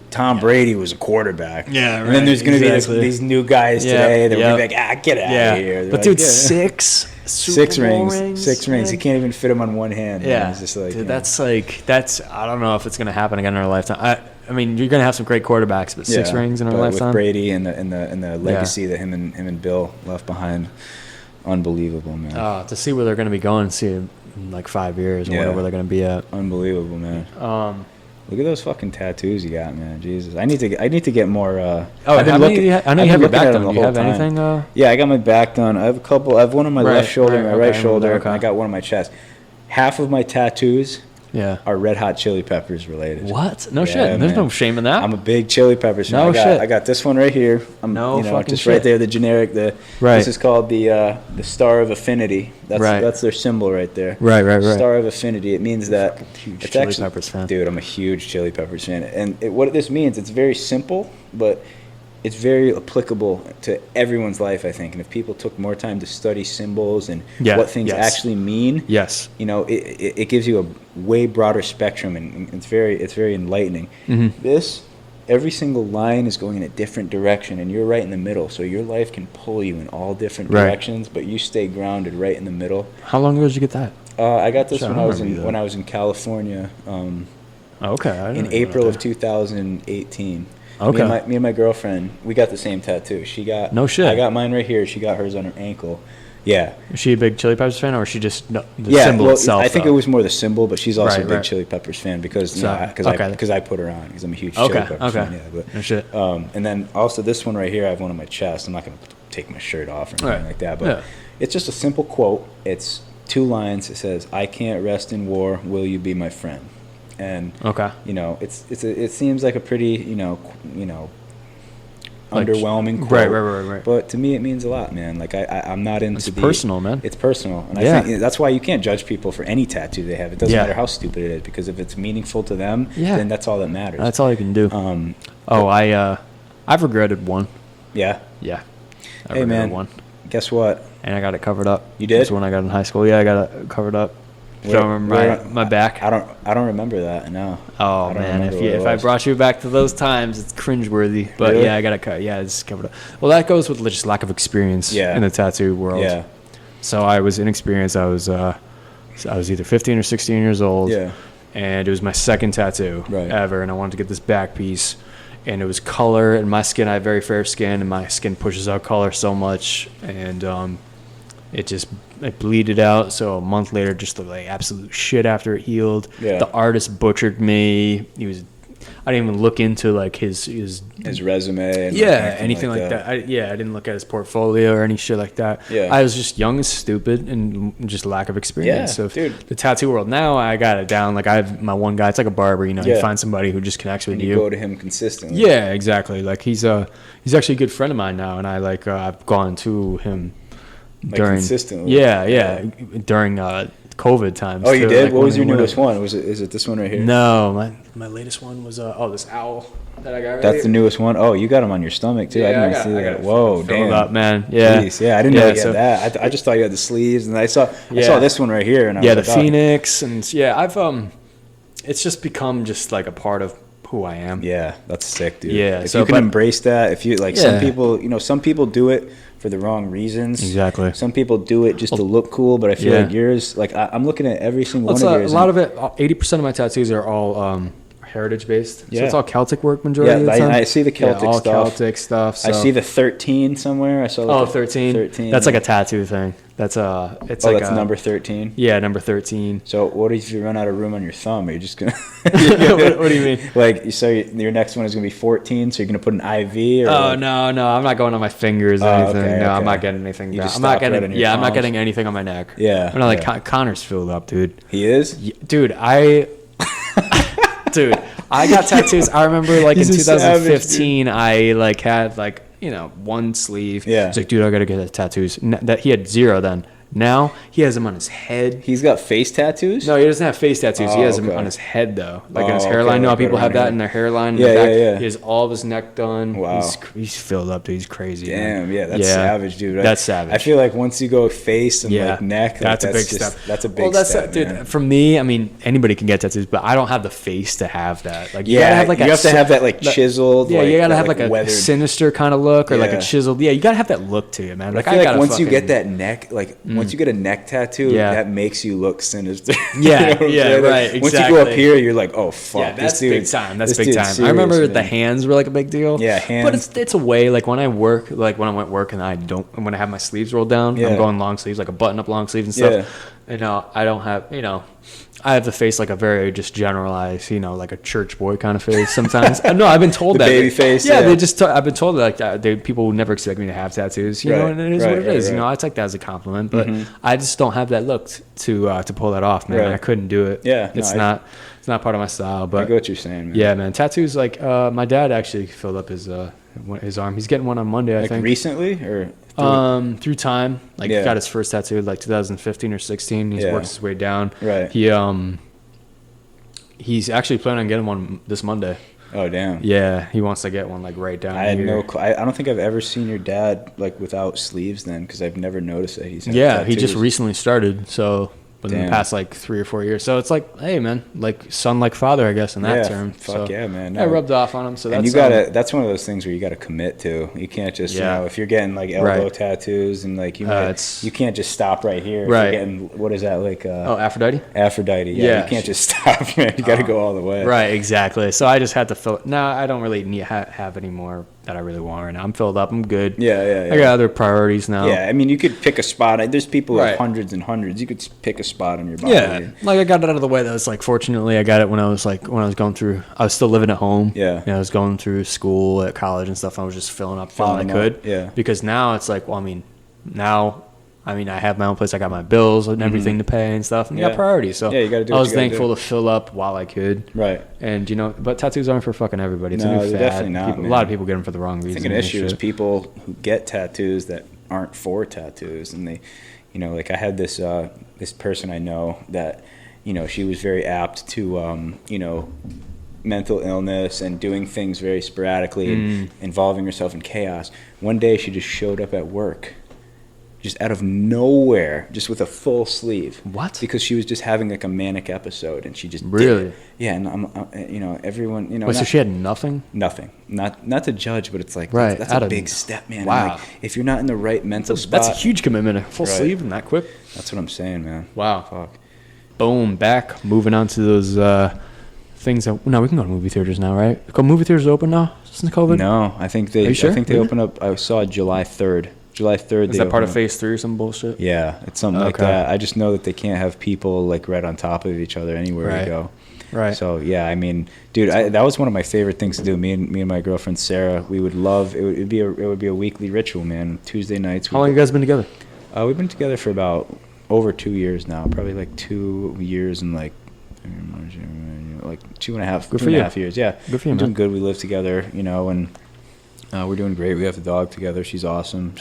She's definitely been had an essential role in making me, realize what I want in my life. And cheers to that, man. Bettering myself, and yeah, thanks, man. And really showing me like what's important. I was kind of lost for a little while in terms of I didn't know, what my goals were, what my next steps were. But now I have solidified a plan that I want for myself. But we love spending time together, and one of the things that we love doing is going to the movies together weekly, and we pick one, and even if it's a shitty movie, man, just like spending time together. And there's nothing like a good man with a good woman, and there's it goes like how I like it is the best is a good relationship, and then being single, and then a bad relationship. Right. Is what you don't want. Yeah, exactly. That's opposite ends of the spectrum. Yeah. And sometimes, when people, I think the biggest point to that effect is,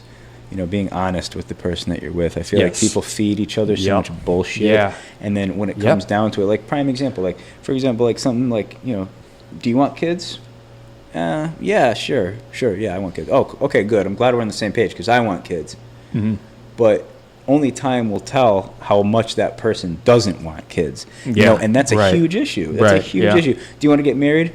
Yeah, I guess. They don't really believe they want to get married. They're just telling you what you want to hear. And that'll show itself. The truth always comes out in the end. Right. And that's very true, man. Yeah. Bad relationship is very deceitful too, and like end up messing with your head and stuff like that. It's all about a lot of it is factors of manipulation with each other. Yeah, a lot of it is emotional manipulation that has to do with past grievances or problems that you've had with other people that come up in new relationships. And you think some people like use a relationship just as like a release, like, hey, I'm in a relationship, so it's like a sense of like I don't know how to put it, but like they feel assured because, hey, I'm in a relationship, so I must be pretty sane. Yeah, I must be doing okay. Yeah. I think a lot of people do that, man. Yeah, that's not good. And I think people who gravitate towards what? I just said that's not good. I'm like, yeah, no shit, that's not good. Dude, anyways, but sometimes you got to have a reality check with yourself. Oh man, it's tough. Yeah. And you shouldn't like try to one up people in relationships just to like prove like, who's the better one in a relationship. It's got to be a mutual thing. You're right about that, man. One of the worst traits in a relationship is spite. Doing something, my God, spiteful behavior. So that's a good point. You do something, I have to get back at you for it. That's one of the worst traits a relationship can have. But so many people fuel their relationships off of that. Oh my God, that drives me insane. That's why I back a relationship so much, because the second I see somebody be spiteful. Yeah. I'm out. Exactly. I can't do it because it's so against the grain of then it's like a game I'm used to. Right. It's not a relationship, it's a game. Exactly. Like a relationship should bring out the better of two people. Right. You should make that person better, and that person should make you a better person. You grow together, you know? And that's like, just really quickly going back to like, that's kind of the significance of this tattoo that I have, because I don't like tension. I don't like arguments. I don't like any heat. I don't like dissension. unnecessary. I want to be your friend. And, yes. And the minute there's that spiteful, nature in somebody, it goes against the grain of everything that I'm about. I want to settle things with you. Conflict happens, but conflict is necessary, but it's progression. Right. You know what I mean? But it's how you do it. Yeah. It's not to be argumentative, to be spiteful, and to say that doesn't go anywhere. You have to look at the reality of it. A conflict should happen because there's an issue. Yeah. You have a conflict, you resolve it, and then you move forward and progress. And you learn from it. That's what it should be. Right. People don't do it in a healthy manner, though. That's the problem. A lot of it is because of built up resentment that has happened and things that aren't resolved that come back up. Yes. That's why, it's a lot with, parents. And that's a big reason that adults argue, because it's issues that haven't been resolved, unresolved issues that people bring up during fights, and that only makes things worse. Exactly. It doesn't make it better. Yep. People it's like people keep things in their chest that they can pull out, keep it in the back pocket, so when the argument comes, they have that in their back pocket to pull out. They're drawn towards chaos to hit somebody's weak spot, and then. But what's the point behind that? It's like they're putting down the fucking the blue eyes white dragon. Yeah, right. Yu-Gi-Oh! Exactly. They're saving that in their back pocket. Right. They're putting down Exodia. But it's like you're doing it, but you're doing it out of fulfillment of yourself, not for the betterment of the. It goes back to ego, man. Exactly. It goes back to you winning. It's not about you resolving the issue. When it comes to winning, it's about winning. It's Yeah. about winning the argument. Oh, I gotcha. Here's my gotcha statement. I win, you lose. Yeah. I'm big, you're small. I'm smart, you're dumb. That's what it is for a lot of people. And then you kind of forgive, but it takes a lot to swallow that pill and forgive that kind of person and it for also, what they've done. One of the first things that we were talking about was letting go of your ego and leaving it at the front door. And it's harder. It's harder to drop your ego and admit that you're wrong and admit that other people. I'm guilty of that. I'm so guilty of that, dude. It comes with us being men, man. We got that primal ego in us, and that willingness to engage and always be on the aggressive. But once you embrace your side that is more what's the word? I don't know, maybe sensual or sensitive side. Or intuitive, intuitive side, and you really reflect on your behavior and how it affects other people. I think then you'll start to get a better grasp of understanding other people, and then in turn you understand yourself better. It's a big pill to swallow too, man, because it's like, what is it, swallowing your pride kind of? Yeah, swallowing your pride. Yeah. Exactly, that's what it is, man. It's so tough. It's so uncomfortable. It goes back to dropping the ego and being uncomfortable. Yeah. Biggest things, man. You're right, but man. It sounds like you, right now, good for you. You're in a healthy relationship from what it sounds like. Yeah, and your man. girlfriend go out to movies and stuff. Let's jump into that. Yeah. In terms of movies that have really impacted you. Dude, that's a tough one, man. I mean, it sounds funny, but ones that have really made me think about human behavior and the natural order and how close that people are to snapping, insanity versus insanity, man. American Psycho. You ever seen American Psycho? Christian Bale? Yes. Christian One Bale. of my favorite actors. That movie speaks not only to me, but to people that I deal with every day on a personal level, because you could look at somebody and not even realize what's going through their head at any given moment, how they act, how people act behind closed doors, how people act when you're not there. Scary, man. It is scary. And it shows you that even the most well put together, intelligent, slick, charming individuals could have this dark, sinister side. Psychopaths. Right. And I've studied this a lot in college. And even if it's not the psychopath side, it's that dark side to every single person, not just the person that you work with. Look at yourself in the mirror sometimes. Oh, man. Yeah. Have you ever, sometimes I've been in really dark places before where I've had really poor, really dark world views about not only current events, but also issues and other people. Right. And you just go down this rabbit hole. You go down a rabbit hole and getting into your own dark senses, and it's like exactly. And if you don't get out, man, that's gonna be very bad. Right. You gotta come back to reality. And it shows you how thin the margin is between you being a normal, functioning citizen, and then you being that dark, sinister, crass, conniving individual that anybody can be, not just the quiet kid that sits in the back of the class, who is listening to and flipping books about guns, but it could be the guy sitting next to you who's the all-star athlete on the soccer team. Oh yeah, who just look at human history. We are we are extremely fucked up individuals a lot of times. So like obviously a lot of things are like filtered and cushioned, so we don't get too drastic in terms of how bad humanity can be. Right. And so just think about the medieval times, how raw and brutal everything was. Think about it. Let's say back in ancient Rome, their form of entertainment was more gladiators. Yeah, it was watching slaves battling to the death. Yeah, it's killing each other in front of each other, and they loved it. And that was just part of everyday life. Right, exactly. Think about how savage or just like, even a comparison, like being a soldier today versus being a soldier for, the French Huguenots in the 1500s. Yeah. You were in that style of warfare, you were going into battle, and there was a 100% chance that you are getting fucked up. Yes. You might not die, but you're getting your fingers cut off, you're getting your face sliced, you're getting your eye cut off, you're getting your foot stomped by a horse. You're getting your ribs crushed by somebody hitting you with a fucking flail. We don't see that. Like, you watch movies as much as you want. You don't feel it. You don't feel it. As if you saw it happen right before your eyes. Right. You don't feel that. Those dudes were straight up savages. And that's the human nature. And that's the deep, dark, primal human nature in everybody. And like I said, I know in everybody. Everybody. Right, because everybody has their breaking point. Yes. And everybody has that switch where if you go past that threshold, you're turning into a rabid fucking animal. No, I think that Christian Bale in that movie was just born like. I think that was just a neurological defect that he had. I think it's just brain chemistry. It spoke a lot on sociopaths. Sociopathic. But like you can check back. I mean, not obviously probably not as drastic as him, but there's people who everybody has that side to them. Is what you're saying. Right. But it's just think about that movie. I'm thinking about this one scene. Remember the business cars. Business cards. They're just that.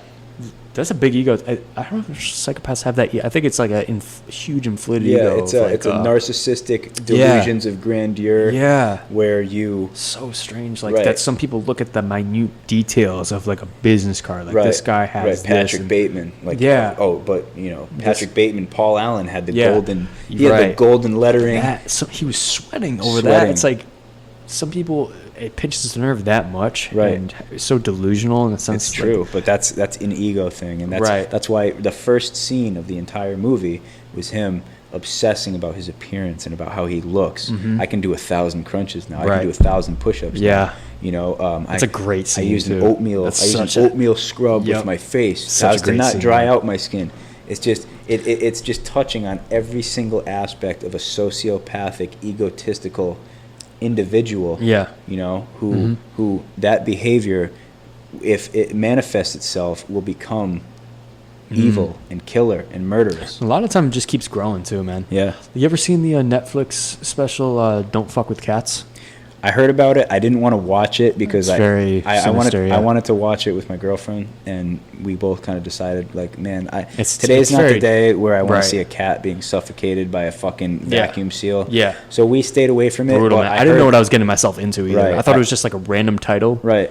It shows you the dark side of human nature, man. Right. Too. And the reality. That's actually reality too. Yeah, man. Yeah. And what I was going to is that those people. I mean, obviously this isn't everybody, but those people, they start off, hurting like an animal, and they don't stop. Like, it just does not stop. Right. It gets to this, they lose satisfaction of it, and they have to get a bigger high of killing something else, doing something else more brutal. Doing something more brutal. Like, it starts with, maybe shock collaring your dog a little bit too much. Man, it's so sad. I didn't know what I was getting myself into, man. It was bad. Why? It shows the scene of that cat getting killed? It doesn't show it in complete detail. It's on Netflix, obviously. But they tell you what happens and everything. You could probably look it up, though. Oh, yeah. Oh, those what are they called? The shock videos and stuff. Yeah. Yeah, I actually saw, this is back when I was friends in middle school we'd watch those videos just because it was the thing to do. Like the BME Pain Olympics and just the absurd bullshit videos like that, of guys fucking, chopping their cock off. Yeah, it's like fucking. But that shit at that age, you watch it younger, it's fucking traumatizing. It is, shit, dude. It's traumatizing. You're like, absolutely. And so I came across the individual's video who it's called One Guy, One Ice Pick. And is that the one where these two guys are just killing a homeless guy out in the woods? No. This is just this guy picked up a male escort, this gay dude, and just straps down this this gay, this Asian guy, this foreigner. I forget where it was. I think it was in Canada, and just goes to town on him. Oh, fuck. And you watched the whole thing? I didn't watch. No, I watched the first 5 seconds of it. And then you just turned it off. And actually, come full circle. The music he's playing is called. It's a song. It's a good song. It's called. No. This is actually what is it called? I forget what it is, but it's playing in the. Remember the dance scene in the beginning of American Psycho? Yeah. Yep. It's that song. Huey Lewis. I forget who it is. Is it Huey Lewis in the News or something like that? No, but that song he's playing where he's wearing the headset and he's kind of no, he's they're playing in like where he's at the bar. Remember he's talking. Oh, and to the bartender. And he's like, I'll slit your throat and play with your blood. Yeah, You're exactly. An ugly bitch. I'll fucking kill you. Exactly. That song's playing. Gotcha. Something. Goodbye Horses? No, I gotta find it now. But also, what's your favorite scene in American Psycho though? I think my favorite scene is when he. Hold on, I got to really think about this for a second because there's a couple ones that stick out to me. I always love the first intro scene. Yeah, the first intro scene is great. I feel absolutely nothing. I love the. I think what really puts things in True Faith. Sorry, by New Order. Gotcha. True Faith by New Order. I like the scene where he's sitting with all his work buddies, and they're all just displaying and showing how misogynistic and how evil and crass all these guys really are, and they all share the same values with Patrick. They're all on the same page with him, but there's that little part of him that's the murderous, homicidal psychopath. Yep. So all these guys, and it shows the dichotomy between that thin margin between level functioning human being who might happen to have just some just a bad worldview, and then taking it, like you said, to that next level and keeping it going to where he is killing prostitutes, killing women, dismembering people, keeping their bodies in the fridge. No, I think there's like a theory. There's like two ways that it can turn out: either that he really did do everything, or he didn't, or it's like a delusion. Yeah, I'm in the school of thought to believe that he didn't do any of the stuff. I think that he was fully manifesting his delusions and his mental illness, and I think none of it happened. And and I think there's proof for that, which is the end scene, which is like the culmination where he's shooting at cops and he shoots a pistol at the cop's car and the whole car blows up. That was a delusion. He goes in, he kills the clerk. That's a delusion. I think he didn't kill anybody. The chainsaw flying and hitting the girl, and him just dragging a body through the middle of his lobby. I don't think any of that happened, and I believe that because in the book by Bret Easton Ellis, there's a book, American Psycho, as well. It's a fantastic book. You read the whole thing? I did read it. And really? It's a lot different than the movie in a lot of ways. In the book, Patrick Bateman is an actual murderous psychopath. He is. And it's in real time. For example, one of the scenes is he goes to a zoo, or it was a zoo or an amusement park, and he murders a child in plain sight, kills a child, and then he pretends that he's a doctor, and he comes up and tries to perform like surgery on this child before he dies. So this child gets away from his mom. He looks around, he just stabs the child a bunch of times when the mom's not looking. This is in the book? Yes, it's in the book. And everyone gathers around, and he pretends to be a doctor, and he tries to perform surgery, and the child just ends up dying. And so holy shit. It's pretty. And those, how long ago did you read that? A couple of years ago, probably 2017, I want to say. 2017. Did you watch the movie first? Yeah, I did. I should have done it the other way around. But not a lot of people know about the book. The book is a lot different than the movie in a lot of ways, and that's one of them. That Patrick Bateman, it's proven in the book that he's an actual psychopath and that he's an actual murderous psychopath. In the movie, and I've read documentaries and watched interviews with the director, she stated, she's like, it's kind of up to your interpretation. She doesn't explicitly say Patrick did this. There's no real end game. You just kind of leave it up to it. That's what makes a lot of movies good too. And I'm in the school of thought. I'm in the school of thought that the director interpreted it as, this is all in your head. These are all delusions. This is all stuff that people think about on a daily basis but don't act on. Have you ever been so, sometimes maybe not you personally, maybe not me personally, definitely not me personally. Some people get so mad at somebody, they're like, I could fucking kill you. And they believe that, and they really think that. I don't. You could say it in context. People would just say, "Oh, I'm gonna fucking kill you." But to actually envision it.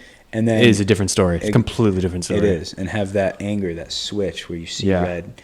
And I think that's one of the important dichotomies of that movie specifically that kind of keeps me in check with my rational side and my primal, evil, sinister side that I, for the most part, every one of us keeps suppressed, and you can see that in a lot of movies, people acting on their instinct. I know you were mentioning, a movie, Fight Club. Yep. was one of the movies that you brought up when we were talking earlier. So I kind of what, like, American Psycho is about the human psyche of that fine line. I look at Fight Club as just in terms of I'm trying to put this in the words, but Fight Club really resembles the common the downfall of how we've strayed from our nature in terms of our evolution. Right. How much of in terms of being consumers. Yeah. And building an ego, a false ego around ourselves based on consumerism, a world image of us, like a reflection of us, of the world upon us. So, like, the quotes of what couches you have define you, like everything, the things that you end up owning you, right, type of thing. Like, right. You lose a sense of self. Like, you don't know what you are worth. These things. So, like, it shows like how the common man. It's like, I have a Porsche, for example, I have a Porsche, I have this house, I have this family, like, so these things I have are who I am, type of shit. Instead of the other way around. Yeah, and you build this mentality of like, I'm a Porsche. Yeah, I am the person with the Porsche. You know what I mean? Oh, he's the guy with the Porsche. Yeah, it's like, that's your sense of self-worth then. What happens when that Porsche is taken away from you? Your house is taken away, you don't have your family. Who are you? You're nobody. You're a shell. Like, yeah, exactly. Like, who are you? What do you really... it shows the sense of losing a self-worth and image and losing principle within yourself. You know what I mean? Right. I'm trying to find. There's so many good quotes. Man. It's like the scene when you say that. The scene that sticks out to me is when they're doing that nighttime raid and that one individual in their crew gets hurt and they bring him back. Yeah. And they're like, he had a name.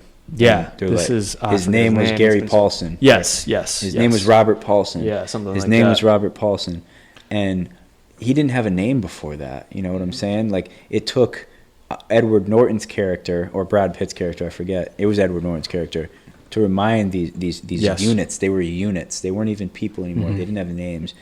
They were like, his name was Robert Paulson, and then it turned into like a chant, and then it turned into like this mantra. And Tyler Durden is his alter ego. It's like this sinister alter, kind of like kind of not really like American Psycho, but kind of like it. So that alter ego of like this, it's your animal. Who you want to be. Right. Yeah, dude. That's a good point. Yes. And that movie is so brilliant because everybody has a Tyler Durden. Yes. Everybody looks in the mirror. Yep. You want to be that sexy, Yeah, you want to be the bad boy. Mm-hmm. You want to be the badass. You want to be, smoking, drinking. You want to be the cool guy, joking, smoking. But you know what, too? The good fighter. And it's that, too. It's like the glamorous self, and it's also the humanistic self, like just fucking like a savage. Yeah. Like fucking like a savage, and just like the way of going about life, of living every day, just 1 minute at a time. And think about, like, I think in terms of like conflict, like, remember in the movie, like people will do anything to avoid conflict nowadays. Right. So he was spraying him with water. Yeah, exactly. Like people, trying to get a rise out of the guy, but people are like afraid to let that out and let that side of themselves out. Like, I think that like going back to conflict is good. I mean, obviously physical altercations are obviously the best way to do things, but every guy deserves to be punched in their face once in their life. Oh yeah. And we've all been there. Yeah. Most people have. Well, a lot of people haven't, and I think that's a huge issue with ego. And you could tell who's been in an actual altercation like that and who hasn't, just on how they act. Exactly. Exactly. And you lose a sense of reality. Like, if you just are so you're like an ornament just floating through time, and building building this sense of self-worth, the self-image of you're the shit and everything.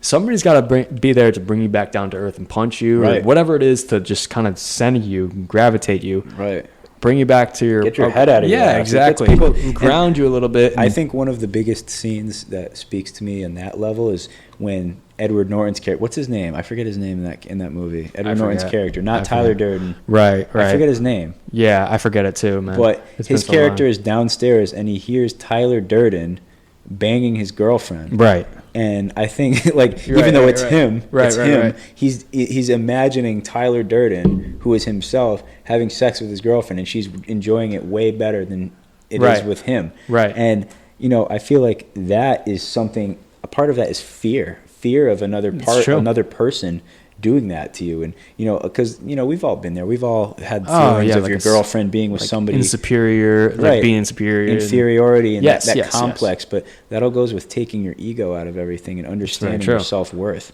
you know, and understanding that people are going to make decisions no matter what you can do, and they're going to make decisions based on what they want. If they want to do it, they're going to do it. If they don't, they won't.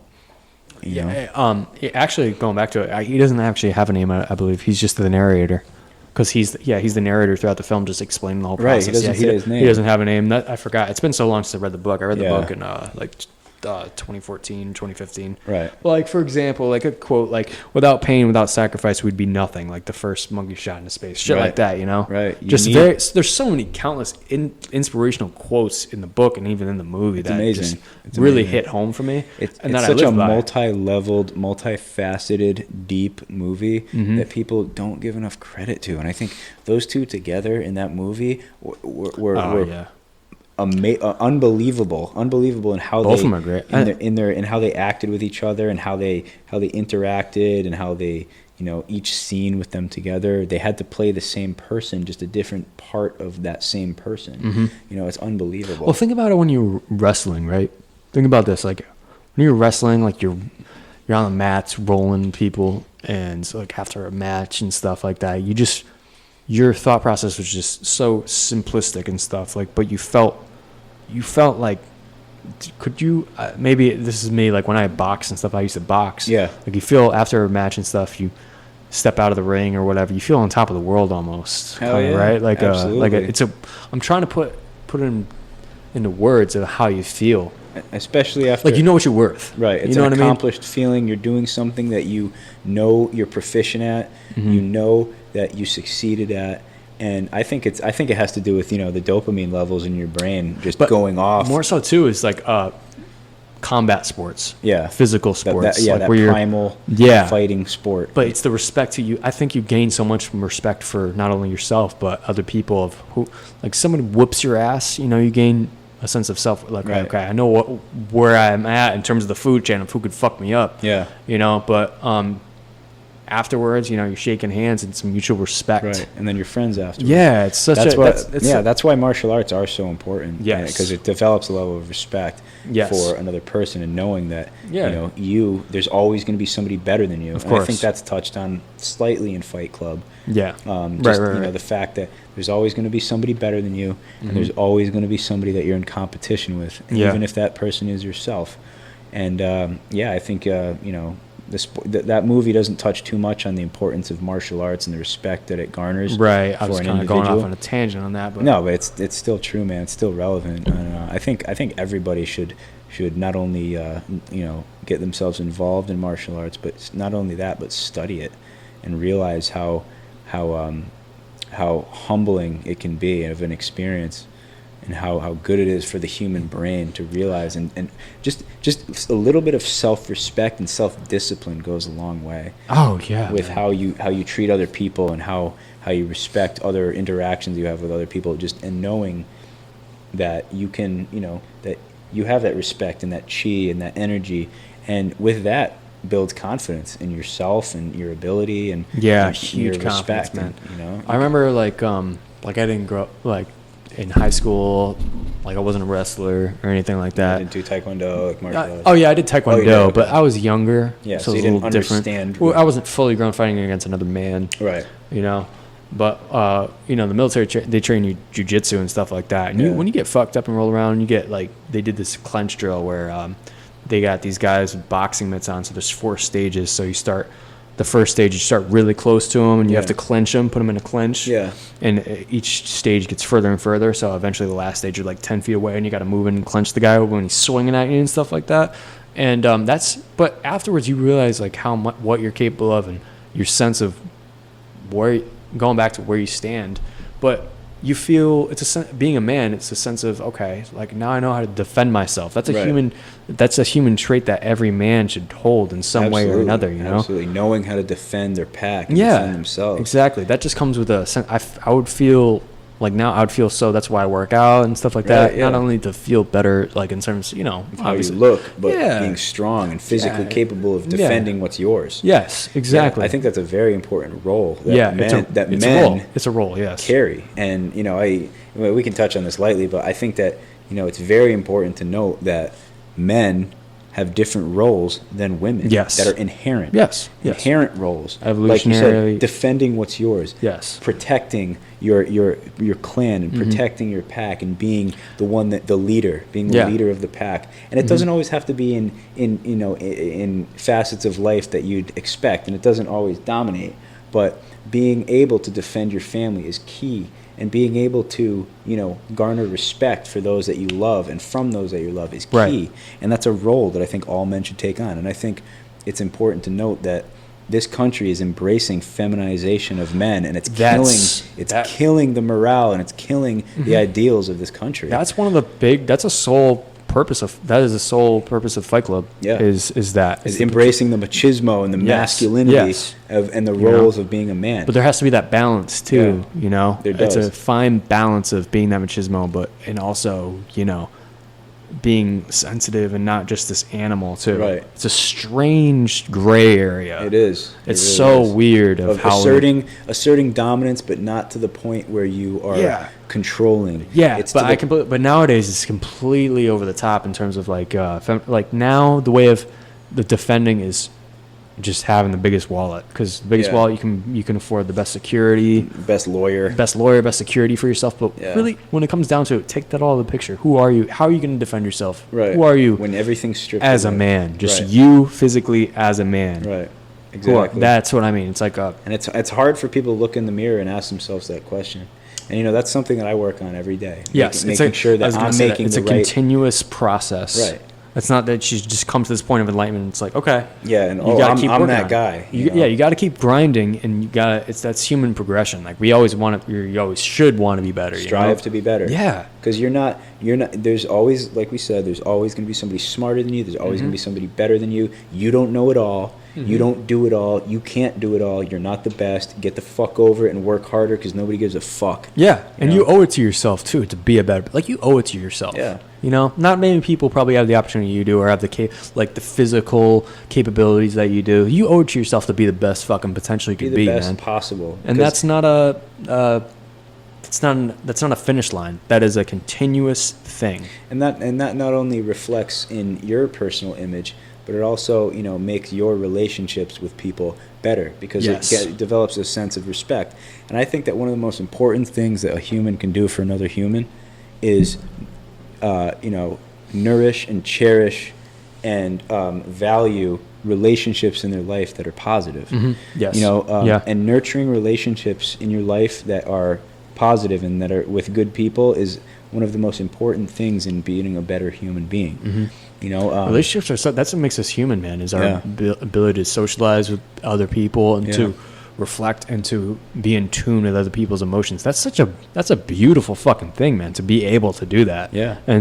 But some people just disregard that fact and not, they eventually, when they realize it's too late, that they let go of a friendship that was really valuable and beneficial to both each other's. That's what sets us apart from other animals. Yeah. Because everyone says, "Oh, we're just animals," but we're not. That's what sets us apart. We have extremely complex emotions. We have extremely complex social interactions that we utilize on a daily basis. Yeah. That not only betters our lives, but it betters our environment. Yes. And so nurturing those important relationships in your life are what can build and pave the way for a better life for everybody else. And another part of that is knowing when relationships that you have are toxic. Because you could have a friend that you used to hang out, could be your best buddy all your life, but you just feel and that this relationship isn't making my life better. It's not making his life better. Yeah. And you need to swallow your ego and know when to cut those relationships off. When a relationship grows toxic, you can feel it, man. You can feel it. It's not like this big surprise. Yep, definitely. It's not a big surprise. And you know what? Sometimes it's going to come as a slap in the face. Yep. But you need to realize that when those relationships happen and they need to be cut off, that you cut them off. Yeah, a lot of friendships can just drive you nuts. Yeah. And that goes with, even healthier friendships and stuff. Like, there's a lot of things, a lot of parts of relationships that people just don't agree with on each other. But it's healthy when the benefits outweigh those and stuff. Like, I have friends of mine that drive, like even Connor, for example. There's things about Connor, and there's probably things that I do that drive him crazy and shit, but we look past that because of the benefit of the relationship. It gets toxic when it's just a detriment all the time. Exactly. And you can feel like, have you ever been in a room with somebody and just their presence drains your energy? Yes. That negativity drains your energy. Like, I know that right now the only reason that I can keep talking and have a good conversation is because I feel good energy in this room, in this presence. Yeah. And I know that it'd be tenfold or twofold if Connor was sitting here. It'd be a good energy. Correct. But there are those times when you're with people, certain people, and that energy is just draining. Being with them for 10 minutes, you're like, fuck, I can't wait to get out of here. I can't do this anymore. Leave the situation, get the fuck out of there. Yeah. Well, think about our occupation, working in that restaurant industry, how emotionally draining that is. Dude, every day it's give and take. And when your clientele is particularly negative and draining, you feel it, man. You're exhausted at the end of the night. Yes, exactly. And here's a theory on that too. Like, working in the industry, in America at least, in the restaurant industry, you putting on this false persona all the time just to get the bucks is so detrimental to your health. It's so detrimental, and it's so fake and toxic. It is. It's fake and toxic, but if it pays the bills, I guess that's what it gets.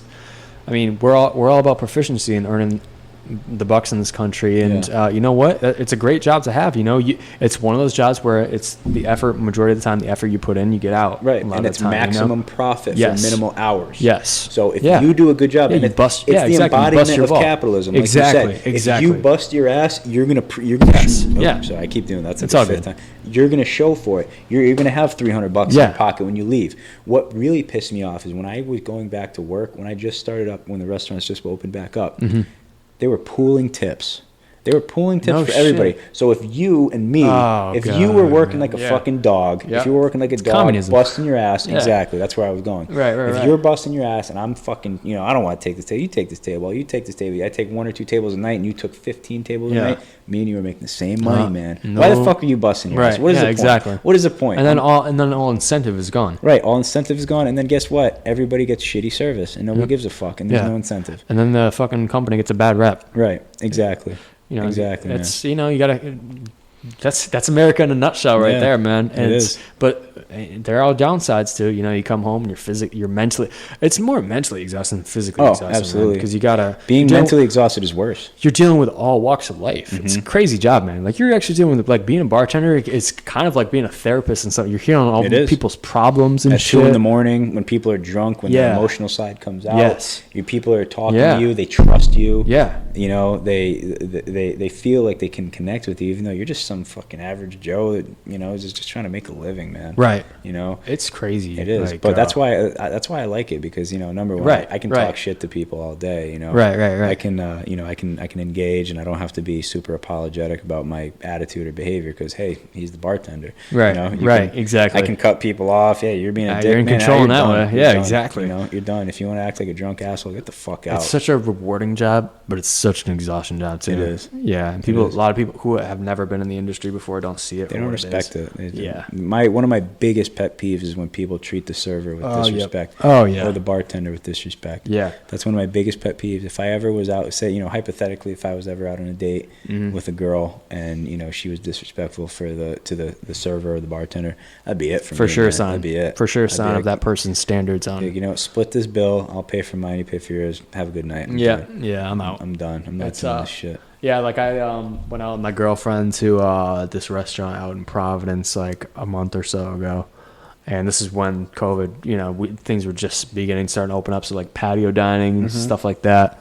And I tipped like, I think I tipped like 50%. It was like crazy. Like, cause I just knew the circumstances that the guy was in. Maybe he, certainly the volume, he's definitely not getting as much volume as he's used to getting. So, come from I just, you gotta pay your dues in that sense. Cause I work in the industry, so I just see that side of it, man. So and it's like a karma thing too, it feels good to, It does. And you know what? I'm a firm believer that what you put out into the universe comes back to you. It's like an energy. It is. You can't explain it. It's like an energy of just, regardless if it gives you a headache to do it in the moment, like one little small thing, like say, like during a dinner rush, to go out of your way to actually make somebody else's life at work, whether it's like an employee or a customer, just do it. Yeah, just do it, man. Just fucking do it. And swallow your fucking pride. Yeah, exactly. Like, what you're doing is not that important. Help somebody else out. Yeah. That's what's really important. Just do that small little thing. That's what's really important. All it has to be just one small little thing. Exactly. You've done better. Right. You've done fucking better. Oh, yeah. And we've all been there. And we've been that person that needs help.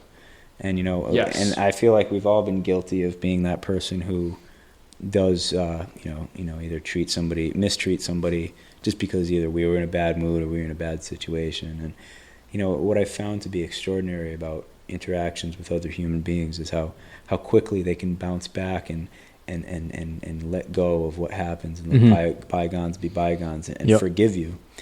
And I know that we kind of briefly discussed how important forgiveness is in relationships with other people and nurturing, and that's a part of nurturing your relationship.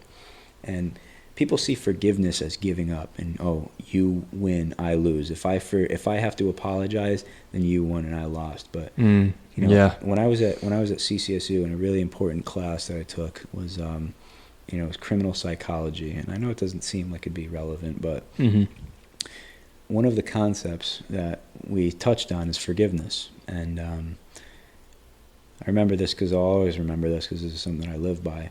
Forgiving somebody isn't about necessarily making your relationship and your appeal to that person better. It's more about personal growth and showing that person what you did to me was wrong, but I'm willing to move on because I know that it'll make my life better. And that really stuck out to me. That's a good point. Yeah People are going to do you wrong, and people are going to commit sins against you and do horrible things to you your entire life. And the important part is that you learn from it, you learn about that interaction, and you move forward, not because of them, but because of yourself. Yeah. Because if you hang on to something, I think one of the worst things you can do is hang on to something for an extended period of time. I know people who, my dad preaches that. Don't bottle it up. You got to let it out. Man. Just continue. I know people who are like, I haven't talked to my mom for 10 years. Why? Yeah, right. Because me and her fought at a Christmas party when I was 16, and I haven't talked to her since. Right. Okay, you know what? Well, when her funeral comes around, and you're staring at her dead body in the casket right there. Right. Are you going to think, was that worth it that I didn't talk to my mom just because we had a fight at a Christmas party? No, it is an ego thing. It is an ego It's an ego thing of I showed them by not talking to them. Right. Even though you didn't solve anything. Yeah. Motherfucker. Exactly. All you did was create a sour relationship, and you created another black hole in your brain where any type of negativity instantly gets channeled to that. And you know what? You're only making yourself a worse person to begin with. Deep down, you know that forgiving is the right way to go. Deep down. You do. But it's not the easy route, so you don't do it. Right. It's hard. That's what's harder, and that's what that's a defect I have too, is forgiveness. Forgiveness it's just personal, and that's that's going back to continuously working on yourself. Your defect. Everybody has them, and that's something I have to work on. I mean, but I've certainly gotten better. Yeah. Like, I've this is I've been in a relationship now with my girlfriend on and off for about like 7 to 8 months now, and I haven't been in a long relationship like this since probably 5 years, 6 years and stuff. Yeah. Because of my defects and shit. Right. And in terms of for me being successful at it, it's a lot of me just coming to terms with accepting those and forgiving forgiveness in those circumstances and shit like that. Yeah. It was me just not being a bitch and just owning it. Right. You just gotta own it. Suck it up and own it. That's one of the most manly things you can do. You know, admitting when you're wrong, and it's hard and it fucking hurts and it sucks. Yeah, you fucking and you just want to fucking you want to scream. You always want to be right and just it's that fucking ego, man. We keep going back to it. I think that's one of the biggest things that if anybody's listening to this podcast, because I know eventually people are going to really catch on this podcast because I believe in this podcast. Cool, appreciate it, man. I totally believe in doing something as a hobby, and you know what, if you do something that you believe in and you go with it, it'll speak for itself. And I think that this shit is going to blow up because it's such a a lot of people have a podcast, but there's no other 860 show podcast. Cool, man. I appreciate it, man. And there hasn't been enough representation of podcasts in this area. I've never heard of one. Nobody else has been doing this. You're the only person in my circle that I know out of any of my friends who is taking the leap, bought the equipment. You got the whole setup here, and it's going to go nothing. It's going to do nothing but get better. And that's what people don't realize. They're like, it's not worth it. It's going to be stupid. This is going to be stupid. I'm not doing it. If something catches on, so be it. But I'm doing it for fun. Like, because I like seeing people like you. I haven't talked to you sincerely for however long.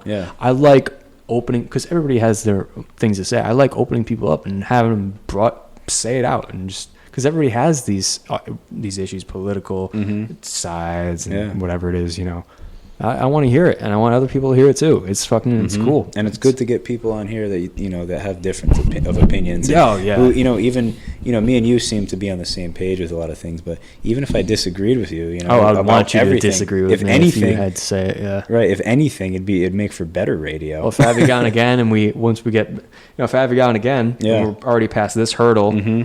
When we talk about stuff that we could maybe disagree with and stuff. I'm sure we got a big list of things that we disagree Exactly, with. That's what makes it. But at the same time, maybe we don't. Some people don't. But it's good to disagree, man. Yeah, it is. It's good. You can't, because it's realistic. And it's you can't disagree on everything. Right, exactly. It's real. It's a real person will tell you to your face, I think you're fucking wrong. Yeah. And here's why. Right. A, B, and C. Yeah. Here's why you're wrong. Here's why I'm right. Now prove your fucking point. Right. Motherfucker. Exactly. It's like an old Greek, it's the Greek debates. Like that's the whole debating process. Exactly. It's not like, it's not supposed to be like a bitch match, like a fight like that. It should be a legitimate intellectual debate. Exactly. That's it. That's how things get done. That's how things change. Because guess what? When two people with completely different opinions come together on something, it creates something that starts with a C. And that word is compromise. And that's how things get done. Yes. Because it's not going to be all your way, and it's not going to be all your way. How you get things done and how progress is created is you come together in the center and you compromise. Yeah, you got to formulate a mutual ground. Right. That's maybe it's not going to benefit each party in the entire sense, but it's the best option you have for both parties at that point. Moving forward. Yes, to move forward realistically. Exactly. Progressively. Exactly, man. But like I said before, I can only see, this show going up, and, it's going to be, like I said before, a lot of people don't do things and don't attempt things because either they don't have enough belief in themselves or they think, it's not going to work out. I only have 4 subscribers, 5 subscribers. Guess what? It's not going to be so stupid when you have 100,000 subscribers. Listening to your podcast. The whole entire tri-state area listening to your podcast, and then you get it onto Apple Music, and then or Apple Podcasts, and then it's even bigger, and then you start getting sponsors. It's little by little. You're not going to be Joe Rogan overnight. Oh yeah. Well, the thing is, dude, that's like it's a hobby, man. I just like talking to people, and hopefully I can reach out. I want to reach out with, some of the people you're staying in touch with too, because I don't stay in touch with anybody from high school. Yeah, you got to. I'm trying to think of some interesting people that I can. We'll eventually work it out. If you have any ideas, shoot them out to me. Yeah, hell yeah, man. But it's certainly been a good night. Hell yeah, man. Being with you, man. I had a fucking great time, dude. Great time, I appreciate it. Hope to have you on maybe sometime again. But dusk is approaching. Yeah, man. And I got to get back to the lady. She's got dinner waiting for me. Yeah, man. Hey, you guys all have a good night. Yeah, thank you guys so much. Coming on. Okay, guys. Hey, watch this and subscribe on YouTube. Cheers. 860 Show. You heard the man. Cheers.